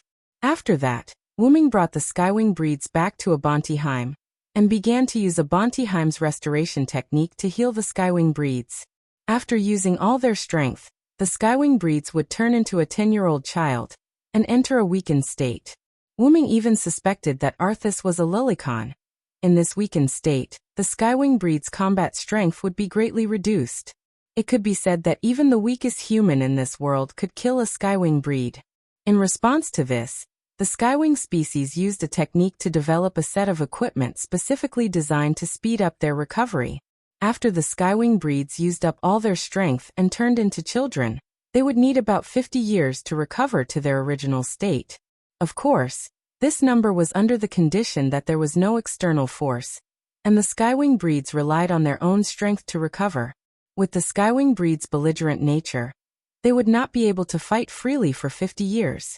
However, this was how the restoration technique was created. Through a special technique, the Skywing breeds developed a device that could speed up the recovery of the Skywing breeds after using up all their strength. In just a few days, the Skywing breeds could completely recover what would take 50 years to recover. Not only that, but if they were heavily injured, they could also go to the restoration technique to recover. Simply put, it was like the spring in the game. However, because there were not many devices, they could only be used in batches. It would probably take several months for the nearly 10,000 Skywing breeds to recover. Wuming looked at the device in front of him. One by one, the Skywing breeds floated in the device, and the spirit around them accelerated into their bodies. Wuming had some ideas. The Skywing breeds shrank because they ran out of energy, and this device is used to speed up their absorption of spirit. "So that's how it works," Wuming said after seeing through the mechanism of the device. "Your judgment is correct, Sir Wuming. This is the mechanism of our Skywing breed's restoration technique, meow. Azriel, who had been following Wuming, said with a strange tone. Wuming looked at Azriel with a strange expression. Why didn't Azriel use the word meow before, but now? Could it be that she had forgotten because she was too sad? Wuming thought as he looked at Azriel. Master Wuming, what's wrong meow? Azriel stared at Wuming with her big cute eyes and asked curiously. No, nothing. Wuming shook his head. Wuming felt that if he continued to ask, it might be very bad, so he didn't ask. It was just a habit. By the way, Azriel, come with me. Wuming turned and walked towards a corner behind him. Meow. Is Lord Wuming going to attack me? For my sisters, I'm willing to go through fire and water today, meow. Azriel instantly acted as if she was about to be defiled, and then acted as if she was willing to go through fire and water to die a heroic death. What are you thinking about? It's just an experiment. Wuming turned his head and looked helplessly at Azriel, who was possessed by a drama queen, and complained. Experiment, meow? Azriel was puzzled. Although she had been acting just now, Azriel's puzzled expression was real. She was puzzled by Wuming's experiment. However, although she did not understand or know what the experiment was, Azriel still obediently followed Wuming to a corner. Are you ready, Azriel? Wuming pretended to be serious as he looked at Azriel. I'm ready, meow. Azriel said nervously. It could not be helped. Who asked Wuming to be so serious? Then, Wuming began to chant. The one who has the supreme divine power, the god protects him, the devil hates him, no enemy can get close to him. Like a fountain of vitality that is constantly surging, grant the world equal protection. After Wuming finished chanting, his body began to glow. Then Wuming put his palm on Azriel's head. With Azriel's current height, Wuming could just touch Azriel's small head when he raised his hand. In an instant, the light on Wuming's body passed through Wuming's arm on Azriel's head. Immediately afterward, countless elves gathered, creating a strong whirlwind. Azriel and Wuming were like the eye of the storm, attracting countless elves with them as the center. Azriel was growing a little bit bigger, but the speed was very slow. After seeing the effect, Wuming increased the output of vitality incarnation. Then in just a few breaths, Azriel grew back to her original state. In short, Azriel recovered from the state of a 10-year-old child to the state of a 16-year-old girl. Sure enough, vitality incarnation was also useful for the Skywing race. Wuming said in his heart. Immediately afterward, Wuming put down his hand on Azriel's head, and then said to Azriel, check if you have recovered, Azriel. Azriel reacted instantly, and began to feel her physical condition. Azriel was stunned from the beginning. If it weren't for Wuming's words, it would have taken her a while to recover. Meow. I've actually fully recovered, meow. Azriel shouted excitedly after feeling the state of her body. My lord. Thank you very much, meow. Azriel knelt on one knee to Wuming. Wuming smiled. After all, as the eldest sister, you can't do anything without recovering your strength. The reason why Azriel followed Wuming was that she didn't want to enter the recovery device herself. She wanted to give the few places to enter the recovery device for recovery to the other sisters. Power is used to protect. Only by mastering power can you protect the people you want to protect. Wuming's words reminded Azriel of Arthas. Her Skywing race failed to protect Arthas. Then Azriel looked at Wuming. Although Sir Arthas's death is related to Sir Wuming, Sir Arthas did not blame you. Instead, he entrusted us to Sir Wuming. Therefore, I persuaded the sisters who opposed and led the Skywing race to find Sir Wuming. Azriel got rid of her habit of speaking. When Azriel said this, Wuming understood. It turned out that Azriel had done some brainwashing on the Skywing race. Thinking about it, it made sense. How could they so easily submit to their master's enemy, even if it was the original master's order?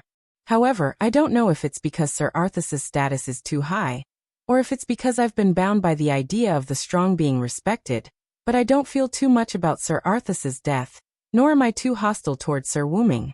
What I'm thinking about is the future of my sisters. That was why Azriel had brought the Skywing race to Wuming so quickly. Wuming did not say anything, Nor did he interrupt Azriel. He just listened quietly. I've thought about it before. Someone who was entrusted by Sir Arthas can't be too bad. Now that I think about it, it's not unreasonable for Sir Wuming to be able to defeat Sir Arthas. Azriel then smiled sweetly at Wuming. Protecting the thoughts of others. Is that why Sir Wuming is so powerful? I'll remember that. In the future, I'll also protect you. In order to make up for the regret of not being able to protect Sir Arthas, in order to protect Sir Arthas's final order, in order to protect my sisters, and even more so, to protect my dearest master. After Azriel finished speaking, one of the 12 stone plates in Wuming's heart automatically lit up. In an instant, Azriel's eye of the sword, which represented death, began to change. The sword became wider, and it became similar to a shield, which represented protection. Protect me? Wuming really did not think that there would be a day when he would need protection. If that day came, the enemy would not be someone that Azriel could deal with. However, it was her intention. I'm really looking forward to it. I'm waiting for that day.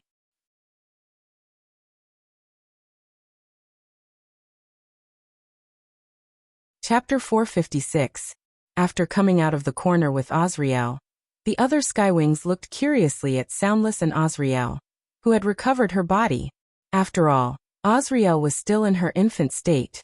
In just a few minutes, Azriel had returned to her original state. Not only that, but Azriel's aura had also become different from before.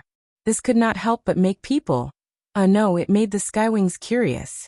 In addition, the gathering of elves and the whirlwind in the corner had also attracted the attention of the Skywings. They were eager to know what had happened. Wuming helplessly looked at the dozens of pairs of wolf-like eyes. I think the Skywings are not thirsting for knowledge, but for the unknown. When they all recover, I must give the order for all of them to learn and collect knowledge. Aren't you all interested in the unknown? Do you know the saying, there's no end to learning? Go and learn. Ahem. Lord Wuming has something important to say. Hurry up and call the others over. Tell everyone that the Skywings in the recovery device should also go and help Meow, because the recovery device was limited. Except for the Skywings who had entered the recovery device and the dozens of Skywings who had stayed behind, the other Skywings returned to their rooms. By the way, the Skywings' rooms did not have doors or windows, and they could only be entered through the Skywings' innate spatial ability. Although they had entered the weak state of a 10-year-old child, the Skywings could still use their spatial ability to enter and exit their homes, although it was very strenuous. Afterward, the Skywings who had stayed behind and the ones in the recovery device left to call for others. The reason for this situation was because of Azriel's suggestion. First, let's talk about the change in Azriel's eyes. Originally, the Skywings' eyes had a sword-like pupil. Now, Azriel's pupil had turned into a shield. This was not entirely accurate. It should be a pupil that was both sword-like and shield-like. To put it simply, it should be similar to a broad-bladed sword. It was the kind of door that could be used as both a sword and a shield. A broad-bladed sword. The reason for that was because of Wuming's avatar, dependence. When Azriel really wanted to submit to Wuming, she happened to have Wuming's magical power in her body, which triggered the ability of dependent. Now Azriel had truly become Wuming's subordinate. Moreover, she had signed a contract and formed a connection with him. Wuming could summon Azriel to help him at any time. In a sense, it was the same as Athena, Guinevere, and Lancelot in the Godslayer world. However, it was more troublesome to summon Athena and the other subordinate deities, while the connection between Azriel and Wuming was brought by the dependent. So Wuming only needed to use the dependent avatar to summon Azriel, which was much more convenient than summoning Athena and the others. Azriel also noticed that she had a connection with Wuming, but because she wanted to be loyal to Wuming, Azriel did not mind at all. Then Azriel proposed that all the Skywings should sign a contract with Wuming. Wuming was a little reluctant. After all, not all the other Skywings would be willing. The only belief of the Skywings was Arthas, and Wuming did not explain much about Arthas' spirit marrow. So in the Skywings' hearts, Wuming was the murderer of Arthas. The Skywings would follow Wuming nominally, but if they really signed a master-slave contract, Wu-ming judged that not too many Skywings would accept it. Anyway, that was what Wu-ming thought, but he could not resist Azriel's half-instigation and half-coercion. Azriel told Wu-ming that even if he could not form a contract with all of them, he could at least form a contract with some of them. Lord Wu-ming, you're not that bad in the eyes of the Skywings, meow. Besides, you're underestimating the Skywings too much, meow. These were Azriel's exact words. Afterward, Wu-ming and Azriel came together. Of course, it was also necessary to help the Skywing breeds recover. After all, Silent Wonder had agreed to Arthu's request. Now that the Skywing breeds were his kin, he had to treat them better. The Skywings were created god-slaying weapons, so they had strict rules when it came to discipline. Even though there were nearly 10,000 of them, the Skywings quickly gathered. Not long after, all the Skywings were in front of Wu-ming. Because there was not much space on Abantiheim's body, the ground, the air, and the trees were filled with Skywings. They were all waiting for Wu-ming to speak. Wu-ming glanced at Azriel, and she bowed to Wu-ming before retreating behind him. I've gathered everyone here mainly to recover your bodies. Azriel is an example. My authority can have a recovery effect on your bodies, so I wish to recover all of you in one go. The moment Wu-ming said this, almost all the Skywings were stunned. Even their original master, Arthas, could not recover all of them in one go. Also, Azriel has already established a contract with me, so I can summon her at any time. This is also my authority, but Azriel is completely willing. With that said, everyone turned to look at Azriel. Azriel nodded, indicating that she was willing to do so. It would be bad if the Skywings mistakenly believed that Wu-ming was forcing Azriel. Arthas didn't tell you, so you might not know. I'm a god from another world, and I might need helpers from time to time. After all, there might not be any more wars in this world, so I wish to sign a contract with all of you. However, this won't be forced. Those who aren't willing can leave now. In a while, I will restore the bodies of those who aren't willing, and for those who are willing, I will establish a contract when I restore your bodies. With that, Wu-ming waited for the Skywings to move. The reason there would not be any more wars was that Wu-ming had decided to find a god that could replace him as the only god and forbid war in this world. This could be considered as taking care of the humans a little. After Wu-ming finished speaking, he realized that not a single Skywing moved. Wu-ming frowned as he looked at the Skywings. Thinking that he had not made himself clear, Wu-ming spoke again. Did I not make myself clear? Those who aren't willing can leave. My lord, we are willing. Nearly 10,000 Skywings said in unison. With nearly 10,000 mouths speaking at the same time, Wu-ming was given a fright.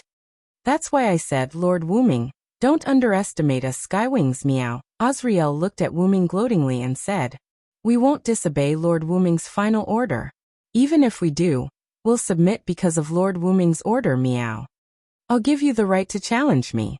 Live on and work hard to become stronger. Don't you have almost unlimited lifespans? Then make killing me with your own hands your lifelong goal. This was Wu-ming's order. We can't follow you to another world, so we can't fulfill this order. What if you don't come back, Lord Wu-ming? Azriel was like a fox that had just eaten grapes, smiling at Wu-ming. Azriel was right. After all, Wu-ming was not a native of this world. Wu-ming had his own world, and he needed to go back. Although he would return to this world, he would not be able to do so many times. Besides, there are plenty of Skywings who have submitted to your spirit, meow. The Skywings were not idiots. Wu-ming had given them motivation and a goal to live on. At the start, many of the Skywings could tell. Now that they had calmed down, they more or less understood Wu-ming's words. With a series of reasons such as I'll definitely fulfill this order. Thank you for giving us a new goal to live on. And Lord Wu-ming's words must be obeyed. The Skywings completely accepted Wu-ming's contract. Wu-ming smiled. That guy Artreus really has a bunch of awesome children. Even I'm a little jealous. Then let's begin. Restore your bodies in contract. With that, Wu-ming raised his hand. Wait a moment. At this moment, an extremely pleasant voice was heard.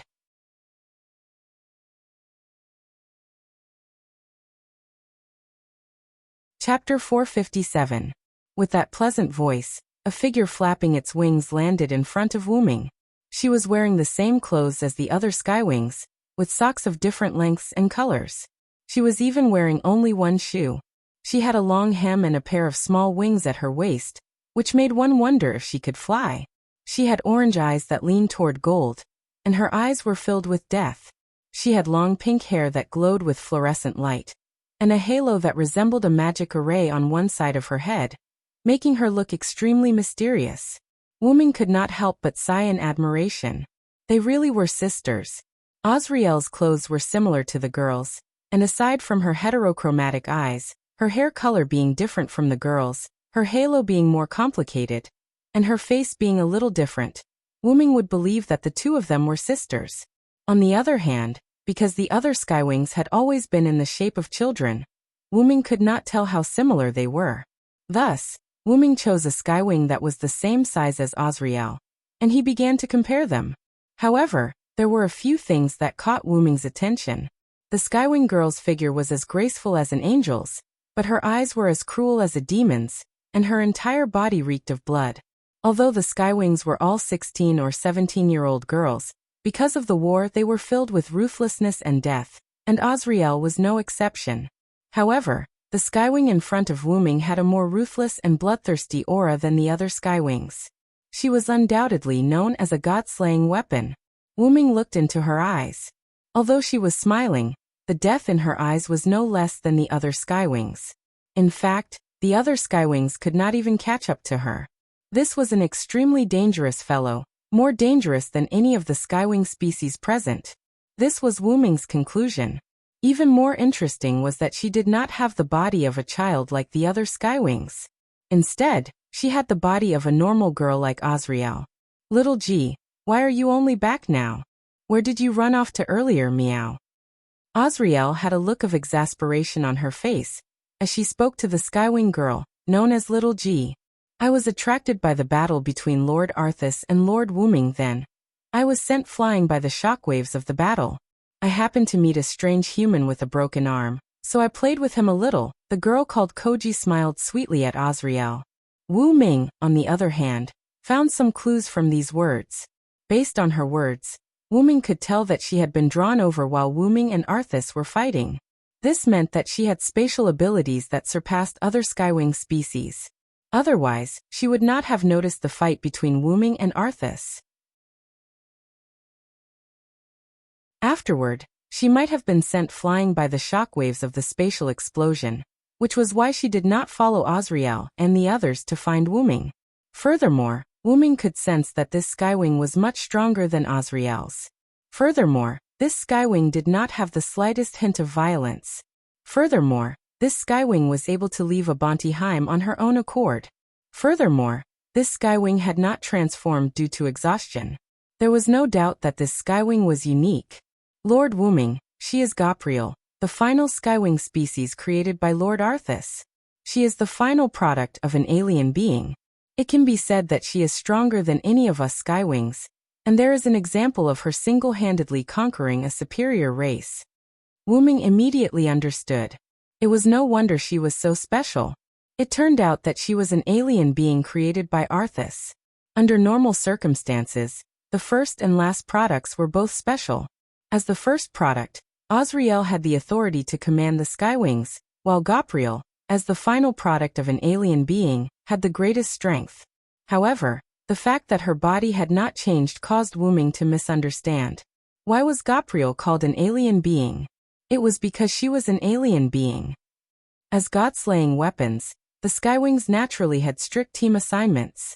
Meanwhile, Gabriel did not have a team and acted alone. It was very likely because of this that Gabriel did not participate in the release of Pseudo-Godstrike. However, this did not surprise Wu Ming. Gabriel's lack of participation was very likely due to Azriel's orders. No matter how stupid Azriel was, she would not let all the skywings fall into a weakened state. Gabriel was the backup plan that Azriel had left behind. Wu Ming's guess was not wrong. Due to Gabriel's stubbornness, she left a Bonteheim, and Azriel could no longer care about Gabriel. She brought a Bonteheim and all the skywings to Wu Ming. After that, Gabriel found a Bonteheim and returned. Wu-ming did not think that Gabriel did not know about Arthas' death, but from her expression and aura, as well as the emotions she displayed, Gabriel did not seem too sad. However, Wu-ming did not pay attention to that. What Gabriel had just said concerned Wu-ming. You said that you met a human with a severed arm. Where is he? Wu-ming looked at Gabriel solemnly. Unsurprisingly, the human with a severed arm that Gabriel had met was Rick. Wu-ming had sent Rick directly to Wuxia. Only the heavens knew how Gabriel had managed to get there. Even if she had been affected by Wu-ming and Arthas' spatial oscillation, could she have made it that far? The reason was simple. Gabriel had wanted to use her spatial ability to enter the space where Wu-ming and Arthas had fought, which was Arthas' war god shrine. However, a spatial explosion had happened at that time, and due to the instability of space, Gabriel had been sent away by the spatial oscillation. She should be considered lucky, but she had made it in time for Wu-ming and Arthas' spatial oscillation. She should be considered unlucky, but she had run into Rick, who had been sent away by Wu-ming. As the most god-slaying skywings, what they loved to do the most was collect the heads of various races as spoils of war. They would not let their enemies off just because they were weak or strong. That was why Wu-ming was a little worried that Gabriel would make a move on Rick. Gabriel smiled sweetly at Wu-ming and explained, Wu-ming. Don't worry, Lord Wu-ming. Because he has the aura of your power on him. I only teased him a little and did not harm him. Indeed, Rick's severed right arm still had traces of mana leaked from Desireless arm. If not for a special method, it would take a few days for the residual mana to dissipate. Thank you for not attacking him. He's my friend. Wu-ming's tone relaxed, no longer feeling as oppressive as before. It's what I should do, Gabriel said gracefully. Gabriel then revealed a dangerous look. Then Lord Wu-ming, let's talk about the contract.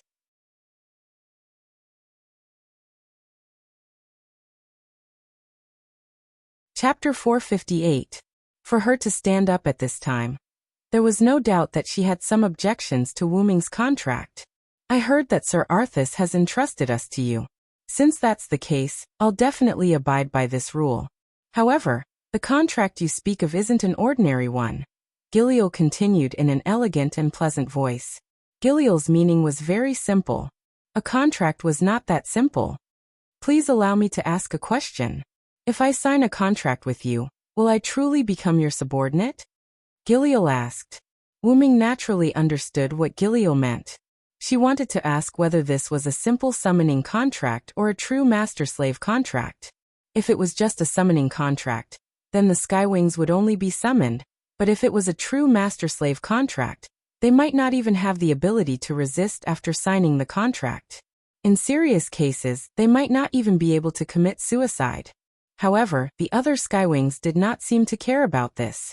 It was as if they were really weapons, as they quietly listened to the conversation between Wu-ming and Giliel.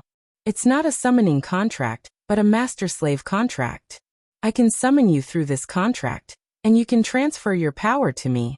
I can also bestow my power to you. Currently, I know of these abilities. Azrael is an example, Wu-ming calmly said. He then began to transfer his power to Azrael. Bang! As if she had been cast by a red devil, Azrael's body erupted with powerful magic, creating a whirlwind that engulfed the surroundings. That's truly powerful power, Giliel said with a smile when she sensed that Azrael's power had increased by a large margin. Giliel could sense that Azrael's power had vaguely surpassed hers. However, you can be at ease. The contract will only be effective on creatures that sincerely wish to submit to me.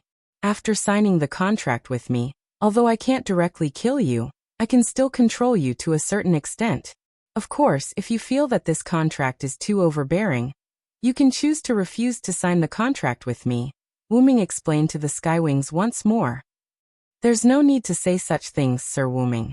The Skywing sisters will definitely obey Sir Arthas's orders and treat you as their new master, so they'll definitely agree to sign the contract with you, Giliel said with a smile. I'm only asking because I need confirmation. After all, I have to ensure the future of my clansmen. If I've offended you, please punish me. Seeing Giliel's apologetic look, Wu-ming simply waved his hand. There's no need for punishment. You're not wrong. Then Sir Wu-ming, Would you be willing to fight with me? As if she had already expected Wu Ming's answer, Giliel smiled and looked at Wu Ming. However, the ruthlessness and deathly aura in her eyes became even more intense. Wait a moment, little Giliel. How can you be so rude to Sir Wu Ming, meow? Azriel frowned and said. After being strengthened by Wu Ming's power, she appeared extremely dignified. If only I could get rid of that last quirk. Wu Ming laughed when he heard that. I'm afraid that you wanted to fight with me from the start, Giliel. Indeed, after saying so much, apart from confirming the future of the Skywings, Giliel actually wanted to fight with Wu Ming even more. Although it's a little rude, Sir Wu Ming, I won't lower myself to fight someone I don't agree with, even if it's you who defeated Sir Arthas. Instantly, Giliel's eyes were filled with killing intent. Giliel! Azriel roared at Giliel. This time, Azriel did not use her pet name of Little Giliel, or her quirk of meow. It could be said that Azriel was already angry. You're quite to my liking. Then let's fight. Wu Ming also revealed a smile, as if his interest had been piqued, and he looked at Giliel wantonly. Azriel looked at Wu Ming with some surprise, clearly dissatisfied with Wu Ming's willful answer to Giliel's willful request. Then Wu Ming's Giliel arrived at Wu Ming's inherent barrier. This planet that had already been pierced through could no longer withstand another wave of devastation. So Wu Ming chose his own inherent barrier. Because it was the ability of Anzavulga's staff, the first 8 layers that were destroyed had not yet recovered, unlike the ordinary inherent barrier, which would remain intact after the magician activated it again. Although the 9th and 10th layers were quite narrow, Giliel did not say anything. It was better to say that for Giliel, any kind of battlefield made no difference. While the Skywing species waited patiently, several minutes later, Silent Wonder came out of the inherent barrier with the miniature Gopril in hand. So fast, meow? Azriel had a surprised expression. This opportunity is really careless. She used all her energy to release Heavenly Strike after a few simple exchanges, so naturally, it's going to end soon. After Wu Ming resisted Giliel's attack, Giliel, who had no energy left, could be said to have lost. I'm a little excited, but I didn't expect Wu Ming-sama to be able to resist my Heavenly Strike. Gopril, who was being carried by Silent, wasn't embarrassed at all. Instead, she smiled proudly, as if she had won the match. Although I can't use most of my powers, I can still use magic. When Giliel used Heavenly Strike, Wu Ming entered his magician avatar, and used one sealing technique after another to directly seal Giliel's killing move. After all, in theory, in the face of a tsunami, you only need a flame countless times larger than a tsunami to evaporate the tsunami. Silent had made use of the principle of quantitative change leading to qualitative change. Relying on a magician's extraordinary use of magic sealing spells, he had sealed Jillian's moves. Fortunately, Giliel's Heavenly Strike was just a simple energy attack. If it was a noble phantasm, Wu Ming would not be able to seal it, at least not now. It's really annoying, meow. In short, Kitsune lost, meow. Azriel turned around, and her face instantly became like an idiot. However, because Giliel was being carried by Wu Ming, she did not see Azriel's face and said with a smile, "Ah, that's right. Wu Ming-sama got my approval. Wu Ming, hurry up and let all of us Skywings sign the contract." "All right, let's do it as soon as possible." Wu Ming also nodded. He had wasted too much time with the Skywings. However, Wu Ming-sama, before that, can you give Kitsune to me for a while, meow? Azriel turned around and looked at Giliel like an idiot. Hey, Senior Azriel, you're like this again. I don't want to be your pillow. Meow, ha ha ha, it's still up to Master Wu Ming, meow. That's enough, you two. There are still so many people watching.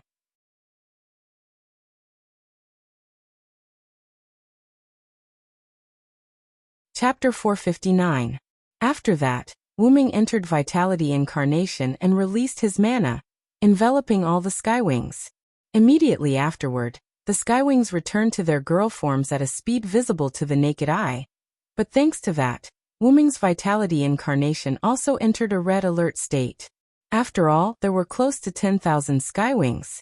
Fortunately, because it was not overloaded, the vitality incarnation was only used for a short period of time, so it would recover in a few days. After that, Wuming also activated the contract ability of dependence, and all the Skywings accepted the contract without hesitation, including Gapril. By the way, Abbentheim also accepted Wuming's contract and evolved into Wuming's guardian beast. After all, which god didn't have a divine beast by his side? Just stay on Abent. In a few days, this world will be brand new. Wuming told the Skywings and was ready to leave. Is Master Wuming going to see that human? Gapril suddenly asked. Yes, why? Do you want to go with me? Wuming looked at Gapril. Yes, after all, it's too boring to stay here. Gapril smiled sweetly at Wuming. However, this made Azrael feel helpless. Master Wuming, if possible, I think it's better for you to take Gapril with you. First, she can't stay here, and second, with you taking a Skywing guard, you can let the other races know that you are our new master, meow. In short, it was a declaration of sovereignty. After all, many races had lost their gods. In addition, the battle between Wuming and Artesio must have attracted the attention of other races, and there must be some races who wanted to take the opportunity to join Wuming. After all, almost no one knew that the Star Cup was already in Wuming's hands. Many of those secluded clans did not really want to retire.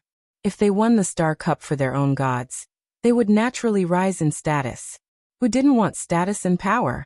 It was just that they couldn't fight anymore, so they had to withdraw from the war. If there was a new incomparably powerful god that was left alone, they would definitely not mind joining him or her, and starting to compete for the Star Cup again. I understand. Gapril, follow me. Yes, Master Wuming, thank you very much. Because of Azrael's words, Wuming was ready to take Gapril to a conspicuous place to show the sovereignty of the Skywings. Wuming and Gapril flew in the sky at a leisurely pace. Master Wuming, how different is your world from this world? Gapril suddenly asked.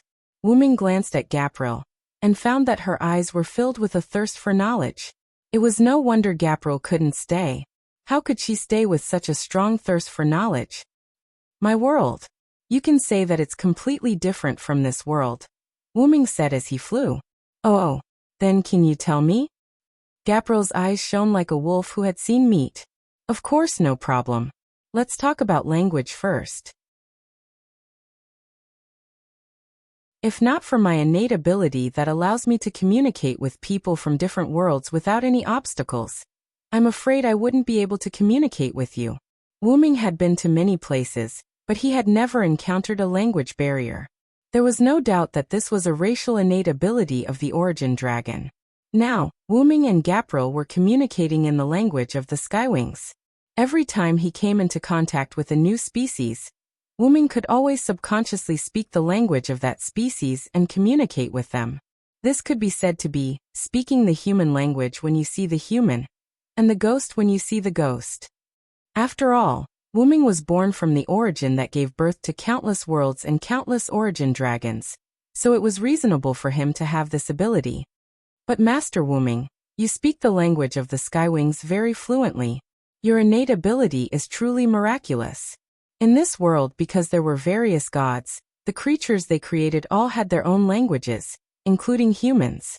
Of course, there was also a common language of the continent that had come from who knew where, and it could be said that every species could understand it.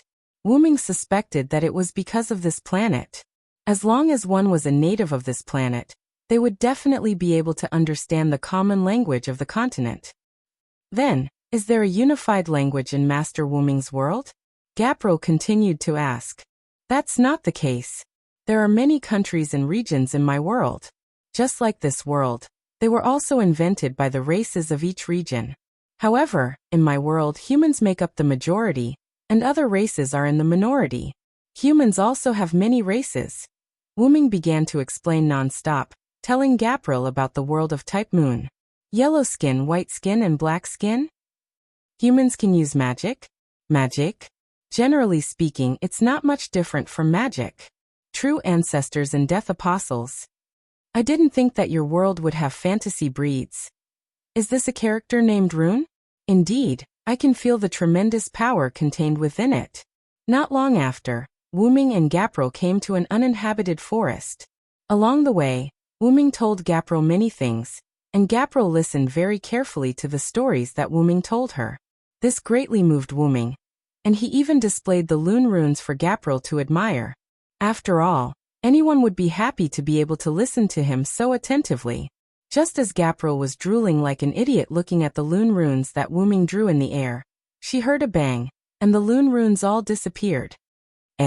Master Wuming. Gapril looked at Wuming with dissatisfaction. Without a doubt, Wuming had put away the Lune runes. All right, we're done with our stroll. It's time to get down to business. Wuming would not forget about business just because he was having a good time chatting with Gapril. Yes. Then Master Wuming, you should have summoned me earlier, hee. Gapril then turned into an idiot again, letting out an extremely idiotic sound. Yes. I got it. Wuming bitterly smiled. He did not see any other skywing species being so curious. Could it be because Gapril was the final product? Wuming even began to suspect that the skywing species that had robbed the old capital of the forest fairies and stolen all the grimoires was Gapril. Gapril's thirst for knowledge was truly too exuberant. Shaking his head, Wuming no longer thought about this. He purposefully looked around before opening a teleportation gate and entering with Gapril. The spies of the other species hidden in the surroundings wiped off their cold sweat and quickly retreated. All sorts of probing spells were also dispelled.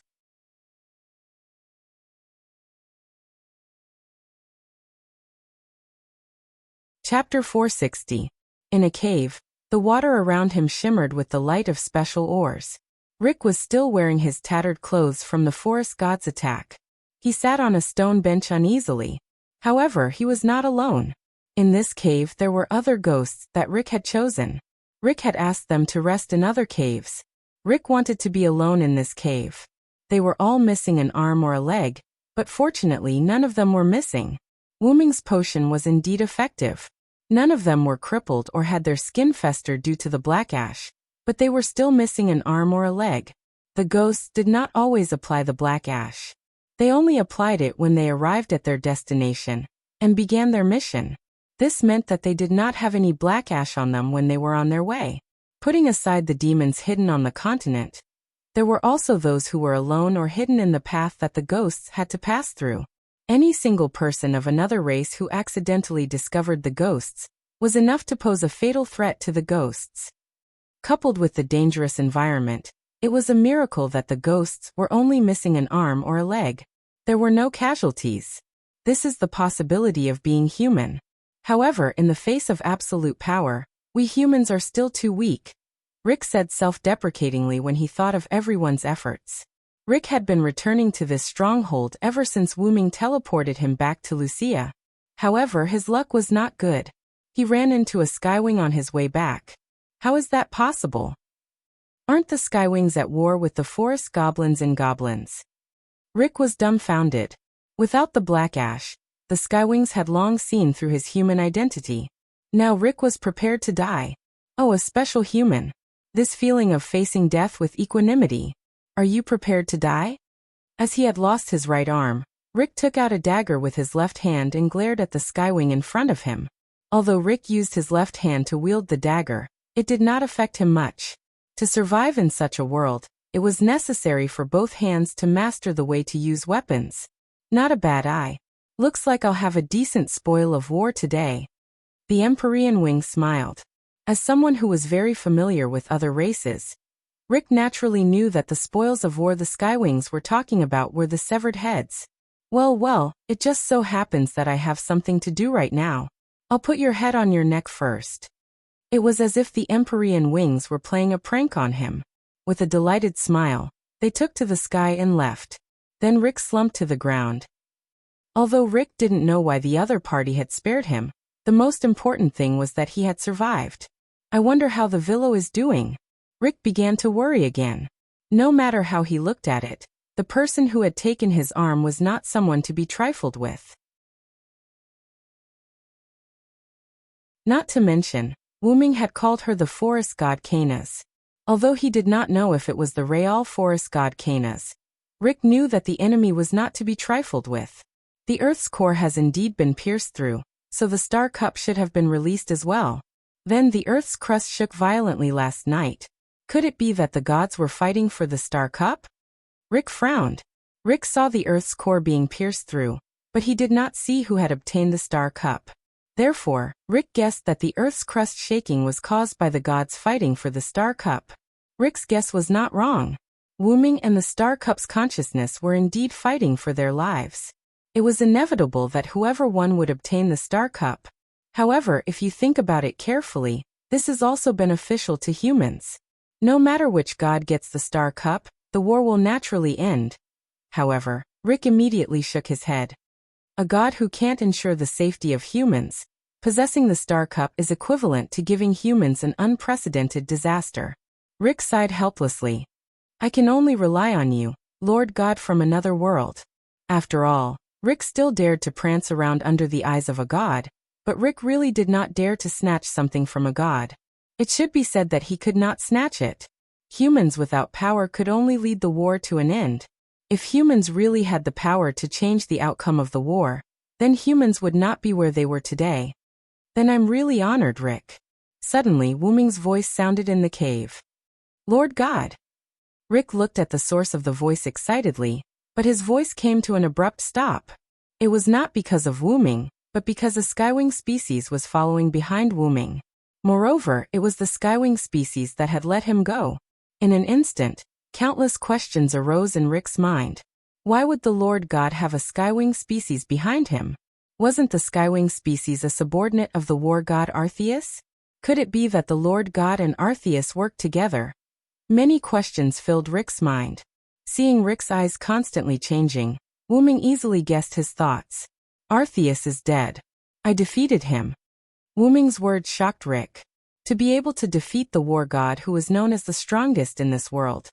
Did that not mean that this Lord God from another world was even stronger than the war god? Then the skywing species behind you is... Rick looked at Jillian, who was still smiling. Now the skywing species has already defected to my command. These words made Rick lose his composure. Huh. Let's put it this way. Just treat it as my reward for defeating the final boss. Wuming smiled at Rick. How can there be such a reward for defeating the Demon King and subduing the Demon King's army? Rick roared angrily. Forget it. Let's not talk about this for now. Rick rubbed his head as if he had a headache, then looked seriously at Wuming. Star Cup. How is it? Hearing Rick's words, Wuming smiled, and then golden ripples appeared beside him. Seeing the golden ripples for the first time, Jillian showed interest and curiously stared at the golden ripples. Wuming reached his hand in, then out again. In an instant the cave, which was originally extremely dark even with the light of the oars, became as bright as the outside. The reason was the cup-shaped object in Wuming's hand, which was emitting endless light. Without a doubt, this was the Star Cup. Jillian and Rick both looked at the cup in shock. This was the symbol of the planet's ownership. Although the two of them had no intention of becoming the planet's master, they could not help but care about the Star Cup. This thing was simply too beautiful. This was Rick's first thought. Rick was deeply immersed in the warm light of the Star Cup, and did not speak for a long time.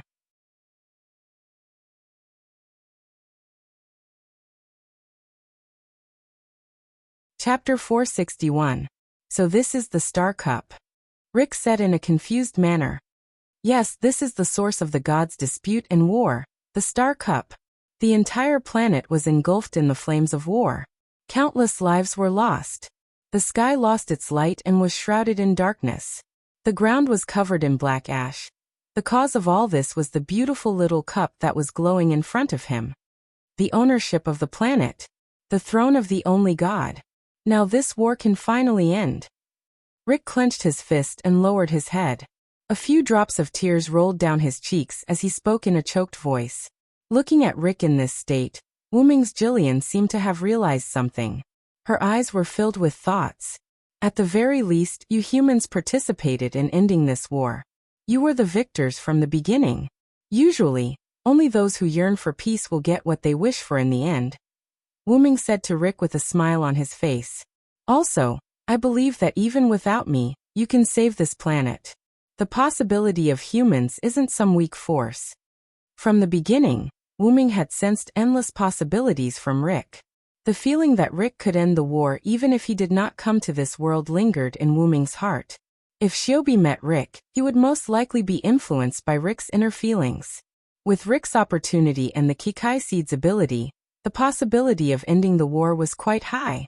Of course, since Wu-Ming was here, he would naturally choose to help.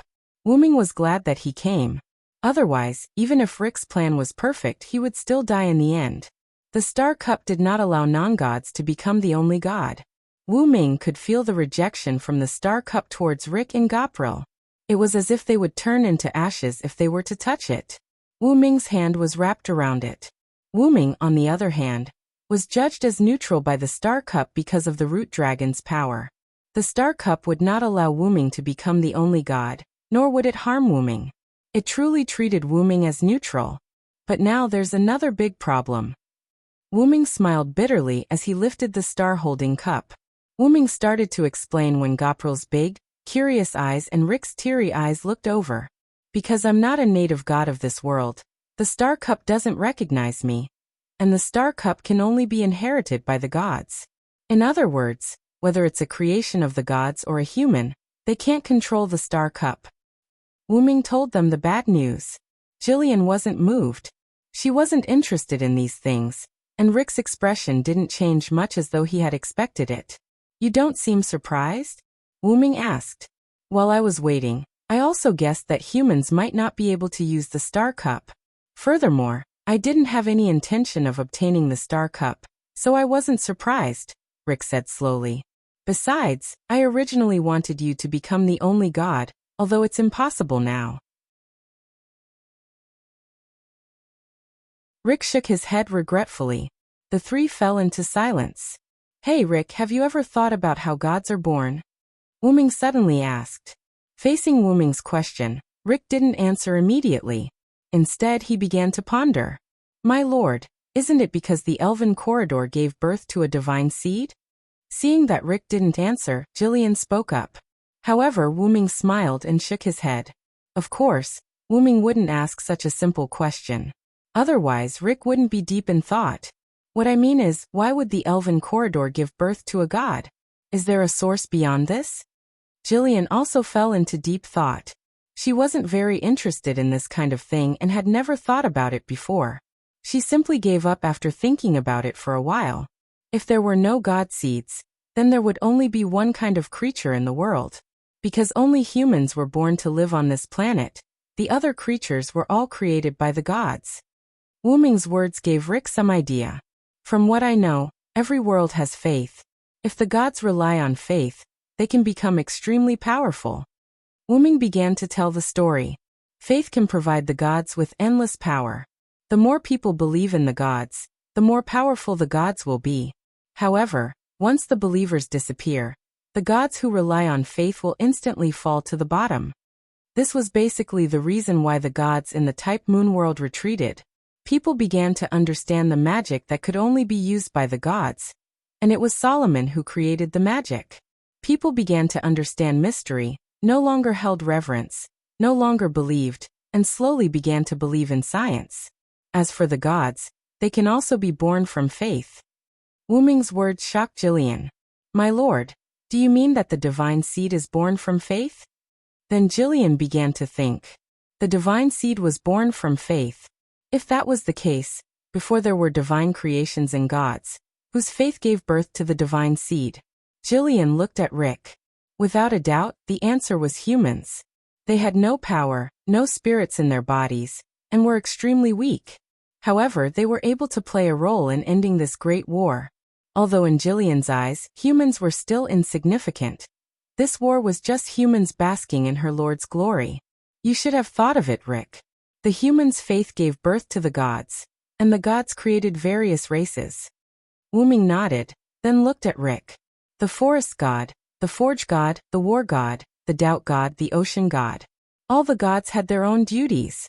The war god was born from war, hatred, and blood. The forest god was born from nature, greenery and plants. The ocean god was born from the ocean, various gods and so on. Ah, of course I have thought of it. The thoughts of the foolish ancestors turned into a disaster for their descendants. How ironic. Rick clenched his fists tightly. At this point he finally understood everything. Why were humans different? Why were humans without any special characteristics? Why were humans without gods? Why were humans so weak?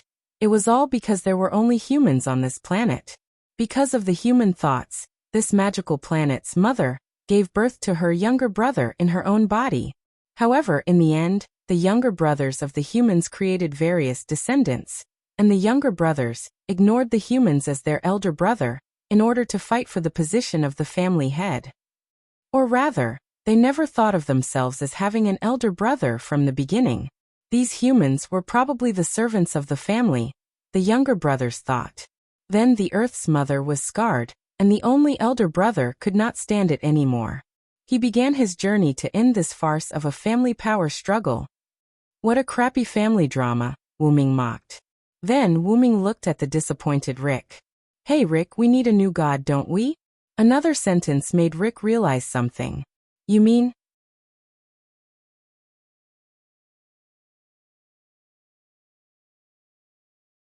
Chapter 462. Relying on the faith of humans to give birth to another god. Rick naturally understood what Wu-Ming meant. However, there was no god that could be born just like that. Even the other divine beings were born after who knows how many years. However, Wu-Ming shook his head. Rick, you're underestimating yourself. You're the leader of humans, a special human who could attract my attention.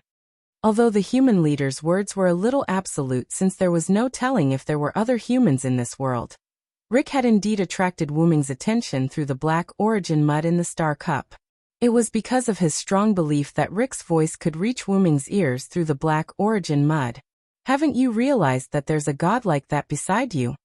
Rick's pupils instantly contracted when he heard Wu-Ming's words. The god of games. Rick remembered how he often played chess with that unknown existence when he was a child. Although Rick believed that the god of games existed, he didn't need to have such childish thoughts after becoming the leader of humans. Therefore, Rick never played chess again, nor did he tell anyone about the story of the god of games. It could be said that this was the first time Rick played chess with Shiobi and Wu-Ming in the old capital of the Forest Elves. The god of games, huh? Although it doesn't sound very reliable, I'll leave it to you this world. Wu-Ming nodded, and then threw the star cup behind Rick's back. Rick didn't react in time. When he saw Wu-Ming casually throw the star cup, he didn't catch it. Gilliar didn't move either, and quietly watched Wu-Ming's actions. The ruined star cup looked as fragile as glass, and it was thrown by Wu-Ming just like that. Subsequently, the star cup did not fall to the ground as Rick had expected. The star cup floated firmly in the air, as if it had been caught by someone. Then, a figure slowly appeared, turning from transparent to solid. This is... Rick stared at the scene in disbelief. She was wearing a green shirt, blue shorts, magenta shoes, and a jacket. There was a pink ribbon on the back of her jacket. She wore a checkered hat with a plum blossom logo printed on it. Under the hat, she had short white hair. Her cheeks were printed with hearts, and her left and right eyes had spades and diamonds respectively in her heterochromatic pupils. As expected of the god of games, his face, eyes, and even his hat were all pictures of poker cards. The god of games, a deity formed from your faith and your will. Wu-Ming explained. I'm Tetu. The god of games held the celestial cup in his hand as he hovered in the air, greeting Rick, who was staring blankly at Tetu. The god of games, does it really exist? Rick was a little excited. Then Wu-Ming mercilessly slapped Tetu's face. At the same time, he is also the weakest god. Outside the cave, Wu-Ming, Rick, Gilliar, and Tetu arrived. Ignoring the fact that Wu-Ming said he was the weakest god, Rick was still a little excited. This was a god who existed by his own will. Although he was born by your will, Tetu is the weakest god because it is only your faith. Wu-Ming explained as if he saw through Rick's thoughts. Although you're not wrong, can't you give me a little face? Tetu chuckled. Although Wu-Ming said he was the weakest, Teta didn't care, like an optimist. Although what Wuming said was the truth. Well then, I'll take my leave first, everyone. With that, Tetu flew into the sky. Tetu, who had ascended to the throne of the only god, was now preparing to repair this world. It couldn't be said that Tetu was trustworthy, but as a god born from Rik's faith alone, his way of thinking was still simpler than the other gods. At the very least, Tetu, who was born from Rik's faith, was trustworthy. Perhaps it was because his lifelong wish had been fulfilled, or for some other reason, but Rik was now staring blankly at Tetu, who was flying into the sky, as if he was possessed, without saying a word. At that moment, Gillyre spoke while Rik was still in a daze after Tetu left. My lord, are you really going to give the celestial cup to the weakest just like that? Gillyre was a skywing after all, and her mindset of respecting the strong wasn't that easy to change. Wuming, the strongest, had given the greatest spoils of war to the weakest, which made Gillyre very unhappy. But she had no choice. Since it was her master's will, she could only endure it. After all, I can't use it either, can I? I only have one goal, and that is to help the humans of this world. Although the god of games is the weakest god, Tetu's feelings for humans aren't weak. Wuming smiled as he explained to Gillyre while looking at the sky. Perhaps the mindset of respecting the strong has been deeply ingrained in your mind, but I still want to say that humans aren't weak. However, Gillyre still looked as if she didn't agree with that. Through the thoughts of humans, other gods were born. Are humans weak? Not at all. Gillyre then refuted Wuming's words. But even so, my lord, humans are on the brink of extinction in this war. This is a fact that you can't refute. Gillyre first bowed to Wuming to atone for her rebuttal, before continuing. Even so, in the end, the celestial cup was still obtained by a god born from the faith of humans. It can be said that humans have won this war. Wuming smiled. After all, the condition for humans to win was the end of the war, while the condition for other gods to win was to obtain the celestial cup. I defeated Arthas. This is the result. I am the victor. Now humans are the victors, and the victors are the strong. Gillyre then fell silent. Whatever you say, my lord. As if throwing a tantrum, Gillyre snorted and didn't say anything else. Wuming looked at Gillyre with a bitter smile, then said with a smile, well, you still have a long way to go in terms of understanding humans. I'm not asking you to have any desire to protect humans, I just want you to acknowledge other races. The mindset of respecting the strong isn't suitable for you who are my guardians. Yes, my lord. After ending the conversation between master and servant, Wuming began to admire the reconstruction of this world. Not created by anyone, not expected by anyone, not prayed by anyone. Tetu's voice began to sound in the sky. The nameless race that evolved from beasts to bipedal walking with their own consciousness and obtained intelligence, humans. Tetu's voice wasn't loud, but it was as if the entire world could hear him. For such a race, I, as the only god, grant you a name. Humanity, race of humans. The moment the humans were given their names, the sky of this planet lit up. The dark clouds all disappeared, and the sun was exposed. Plants instantly covered the earth, butterflies fluttered among the flowers, and birds soared freely in the sky. The entire world seemed to be alive again. Not only that, but most of the terrain was also changed, and there were more chess pieces on the ground. Next, the Exceed 16 races, who claim to have intelligence. You will swear to the covenant as your worship, abide by the rules of the 10 covenants, and start a new game in this new world. Well then, let's continue the game. Listening to Tetu's speech and looking at the land that was restored to life, Wuming smiled helplessly. Well done, but all I can say is that as expected of the god of games. So my lord, do you want the celestial cup back? Gillyre egged him on. Well, looking at the tears of joy flowing out of Rik's eyes as he looked down at the land that was restored to life, Wuming turned to leave. Since I'm not interested, I'll leave the rest to the players.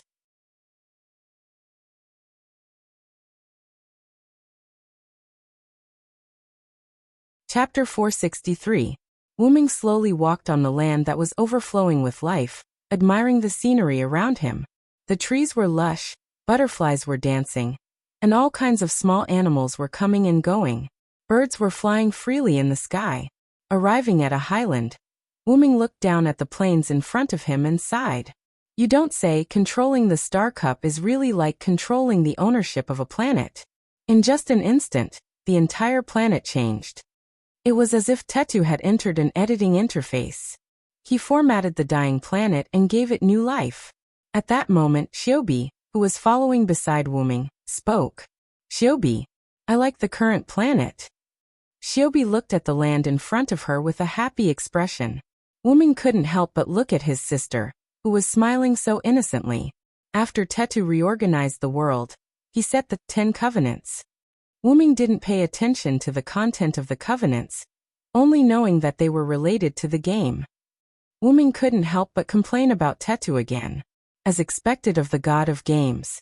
In short, the entire world had become a world where everything was decided through the game. This way, humans wouldn't be deliberately harmed. After that, Rick brought the spirits back to the village. Seeing her brother return safely, Crone was so happy that she hugged her brother and cried for a while. Wuming, on the other hand, quietly cancelled his clone and came to the village. After all, in everyone's eyes, the siblings Villo and Xiaobi had been staying in the village all this time. By the way, during the time he stayed in the village, Crone came to Wuming many times. Of course, it wasn't what you imagined. Crone came to Wuming to find out what her brother was doing. Of course, Wuming deliberately avoided this question every time. After some time, Crone gave up on getting information from Wuming and turned to Xiaobi. After spending so much time together, Crone understood the relationship between Wuming and Xiaobi. A kind and capable brother, and a shy and innocent sister, who always hid behind her brother. In Crone's impression, Xiaobi and Wuming had never been separated and were always together. Therefore, Crone thought that Xiaobi must know something about him. After all, she was a child and it was easy to get information from her. That was Crone's idea, but reality slapped her in the face. Xiaobi, who had been instructed by Wuming, was naturally feigning ignorance and not telling Crone.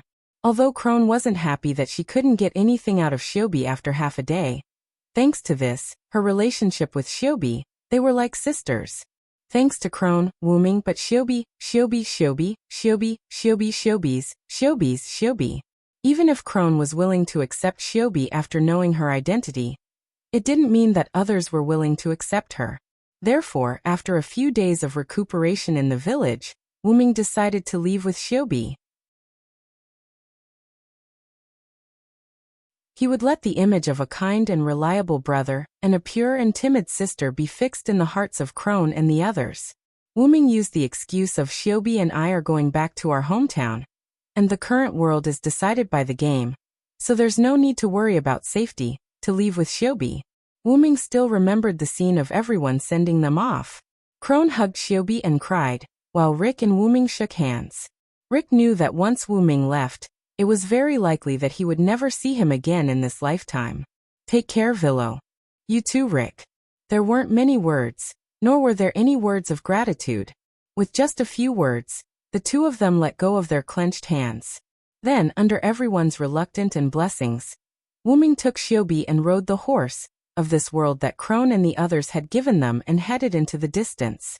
After traveling for a while, Wuming released the horse and let it return to nature. Then Wuming and Xiaobi walked on the ground.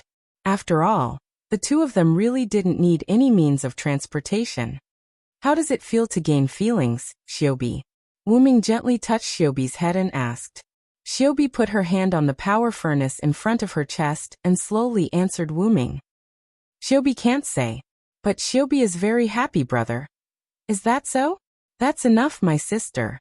Looking up, Wuming felt the wind blowing against his face and said in a relaxed tone.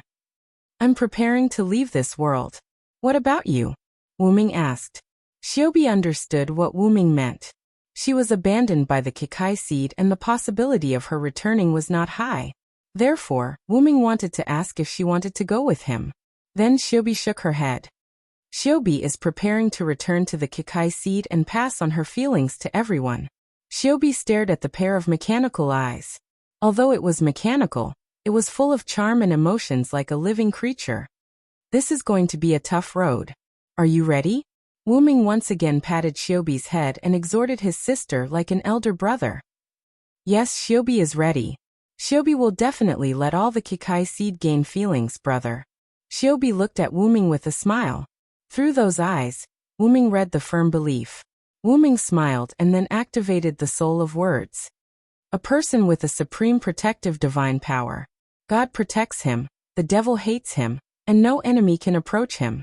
He is like a fountain of vitality that constantly surges, granting the world equal protection. Then, through his hand that had yet to move away from Shiobi's head, Wuming transmitted his protection into Shiobi's body. Feeling the increasingly powerful power in her body, Shiobi was at a loss. Wuming continued to increase the power of the protection. About half an hour later, Wuming stopped the protection. With this protection, even if Arthas revives and uses a divine strike, it will be enough to withstand it. Wuming let go of his hand that was touching Shiobi's head. Then Wuming half squatted down and looked into Shiobi's eyes. With your brother's protection, you can rest assured and do what you want to do, Shiobi. Feeling Wuming's power in her body, Shiobi touched the core on her chest and said, Brother, do you still have the thing that Shiobi gave you? Shiobi asked. That metal ball, right? How could I have lost it? Wuming smiled. Then he activated the golden ripples beside him. Wuming reached in and took out a fist-sized metal ball. He handed it to Shiobi. Shiobi took the ball and placed it on her chest. Then the ball seemed to come to life and emitted light. Shiobi's core was visibly split into two, and half of it was sucked into the ball. Then Shiobi removed the ball and handed it to Wuming. Shiobi has your power, so the core no longer restricts Shiobi. Shiobi has divided the core into two, and half of it has been stored in here. Brother, carrying her is like carrying Shiobi. But Wuming hesitated. Logically speaking, as long as the core of the Kikai seed was not destroyed, she was not dead. Shiobi had given half of her heart to Wuming. This made Wuming feel flattered. This was simply putting her life in someone else's hands. Brother also said that the world is not dangerous now, and I believe in my brother. Shiobi looked at Wuming, her eyes full of expectation. She believed that Wuming could protect Shiobi's core. This was what Wuming read through Shiobi's eyes. Give me the heart. I will never let it go for the rest of my life.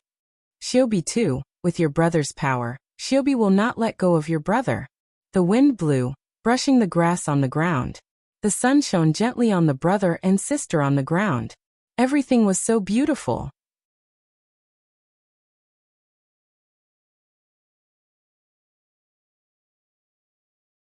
Chapter 464. Shiobi revealed Kikai's equipment and flew into the sky to leave. Wuming did not move, remaining on the high ground overlooking the land. My lord, are you leaving? With a spatial ripple, Gopril's voice came from behind Wuming. Gopril was a skywing, after all, so Wuming had her avoid arousing suspicion and not appear in front of Crone and the others. And because the atmosphere between Wuming and Shiobi was just right, Gopril tactfully did not appear. Once Shiobi left, Gopril appeared from space. What?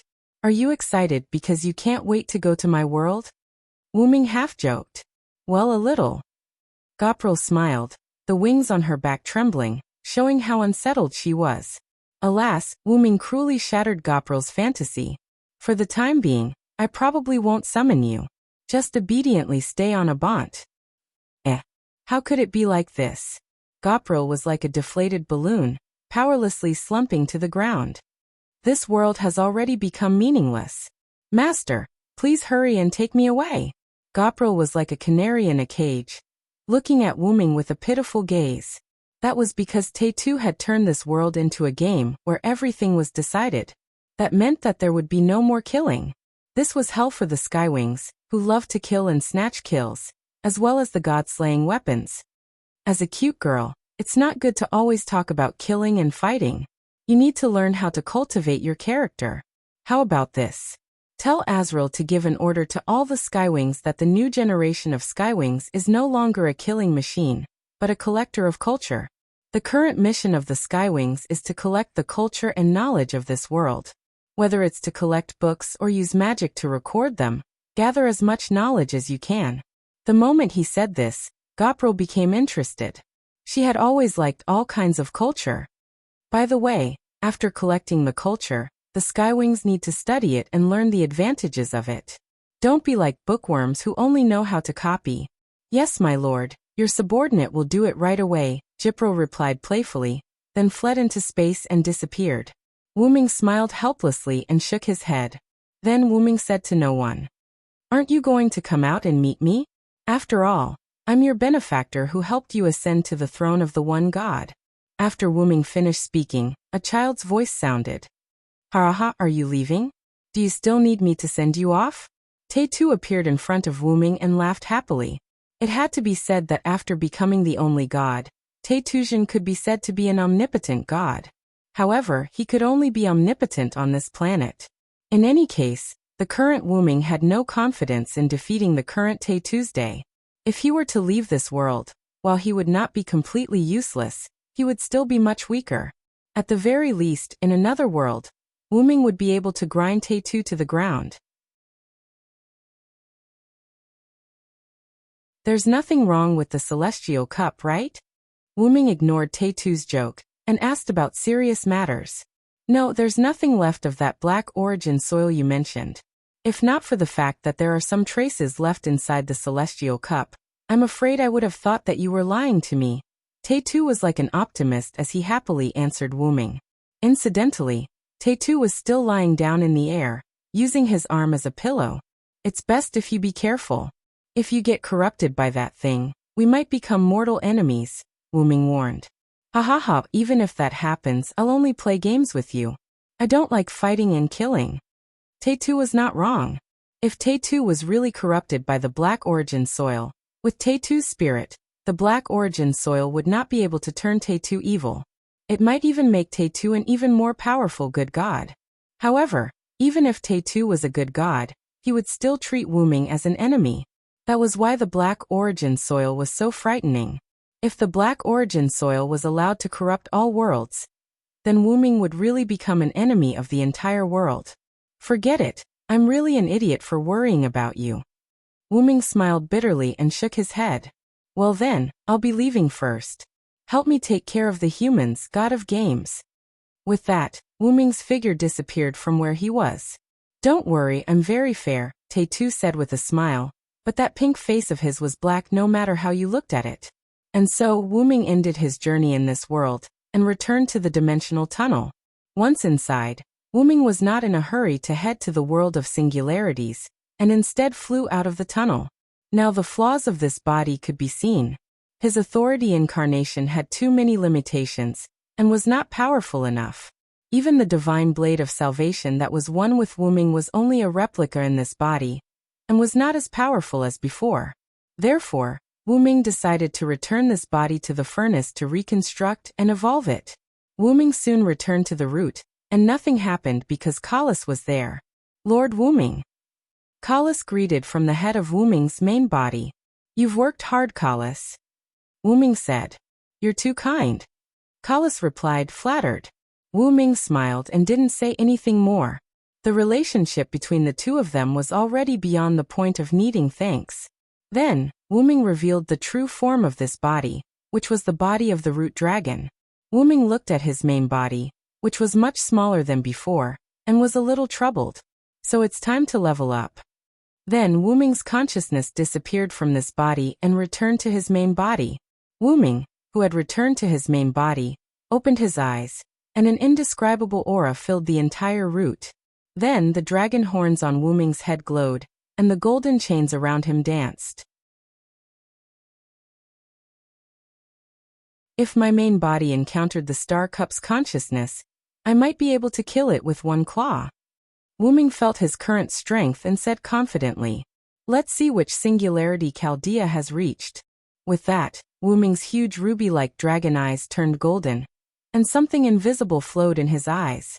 Not long after Wu Ming's eyes turned golden, Wu Ming's eyes turned red again. The ocean, huh? This should be the third singularity. So far, Chaldea had reached the third singularity, and it seemed that it was almost done. This was all because of Wu Ming's clairvoyance that evolved in his root. Ming had just seen Chaldea conquer one singularity after another after leaving Winterwood City. The 100 Years' War, the City of Seven Hills, and Oceanus from Greek mythology. Although Ming did not stay in Rick's world for long, it seemed that the flow of time between worlds was different. Chaldea had already completed 2 singularities, and the third seemed to be almost done. Well, I'll leave it to them for now. Through his clairvoyance, Ming also saw the vampire that Ming summoned for Olga Marie. She had contributed a lot on this journey. Not only that, but Gadatsi also met a lot of reliable servants. I'll level up my backup machine first. As he spoke, Ming began to move his hands and feet on the huge dragon body lying beside him.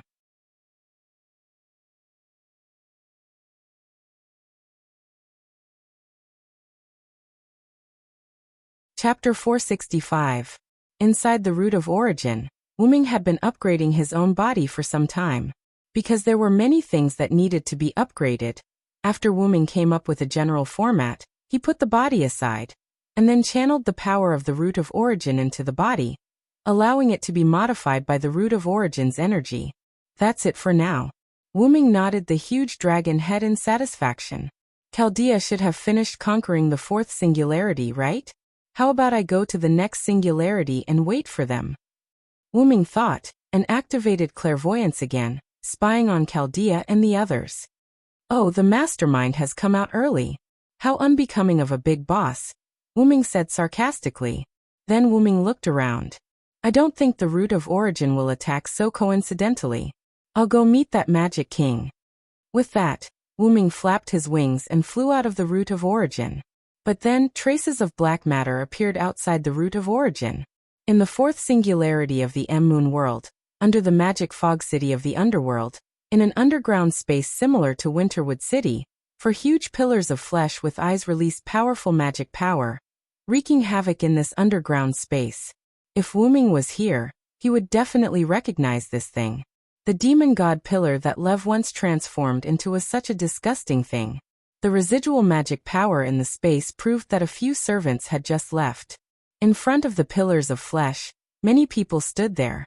Ming knew most of the people present, such as Gadatsi, Matthew, Pamilia, Mordred, and the others. They were all nervously watching a blue-haired servant with the body of a child talk to the mastermind, controlling the pillars of flesh. Opposite them stood a white-haired man in ancient Israeli clothing. Just by standing there, his powerful magic power increased the pressure on everyone. The demon god pillars were arranged behind the man like stars surrounding the moon, and the identity of this white-haired man was already beyond doubt. The only one who could control the demon god pillars was that demon king Solomon.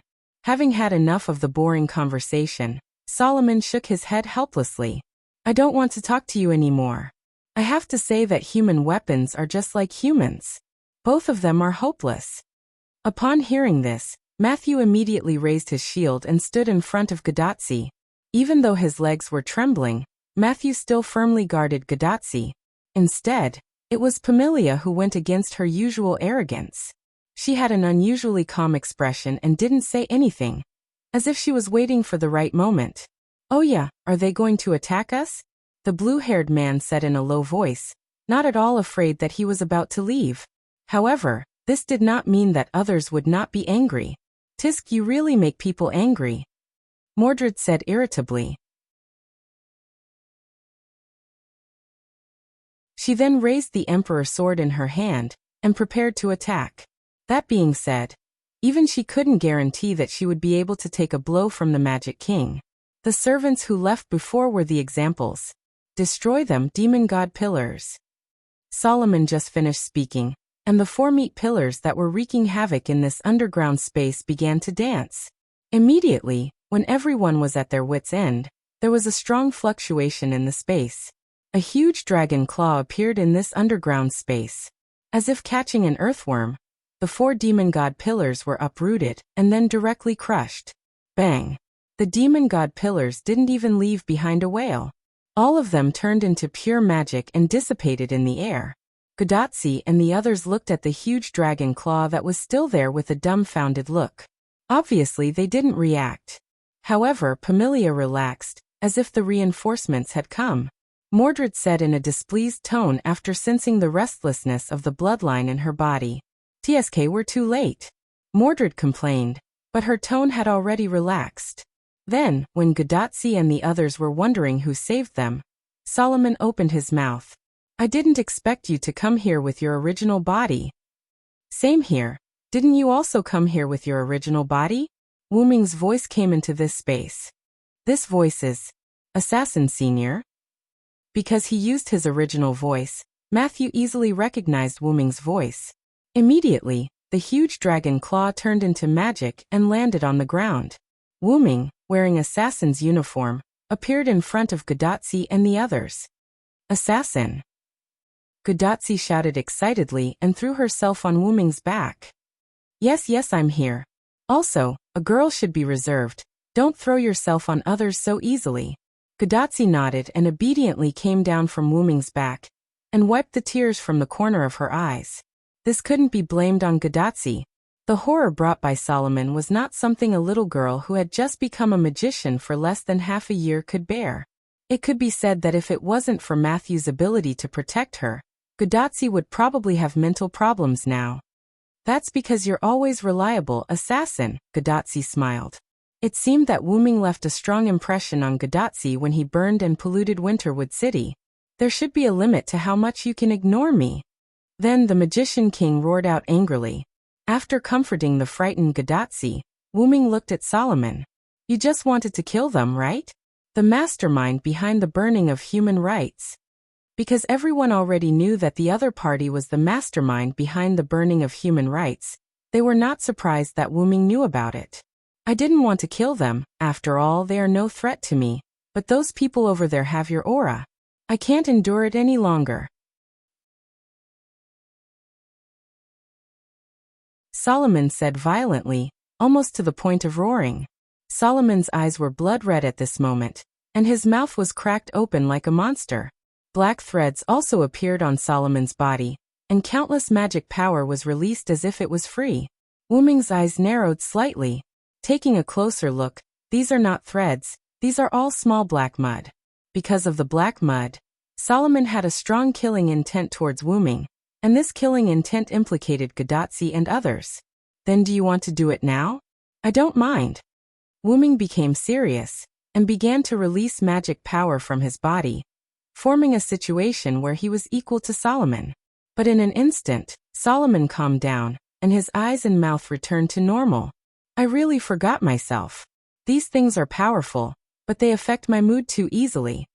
Wu Ming took a closer look, and the black mud on his body disappeared, or rather, it was sucked back into Solomon's body. "You can really restrain yourself. Among the enemies I've met, there's not one like you." Everyone who was related to the black mud would not let Wu Ming go, as if they wanted to kill him. Then they would be killed by Wu Ming.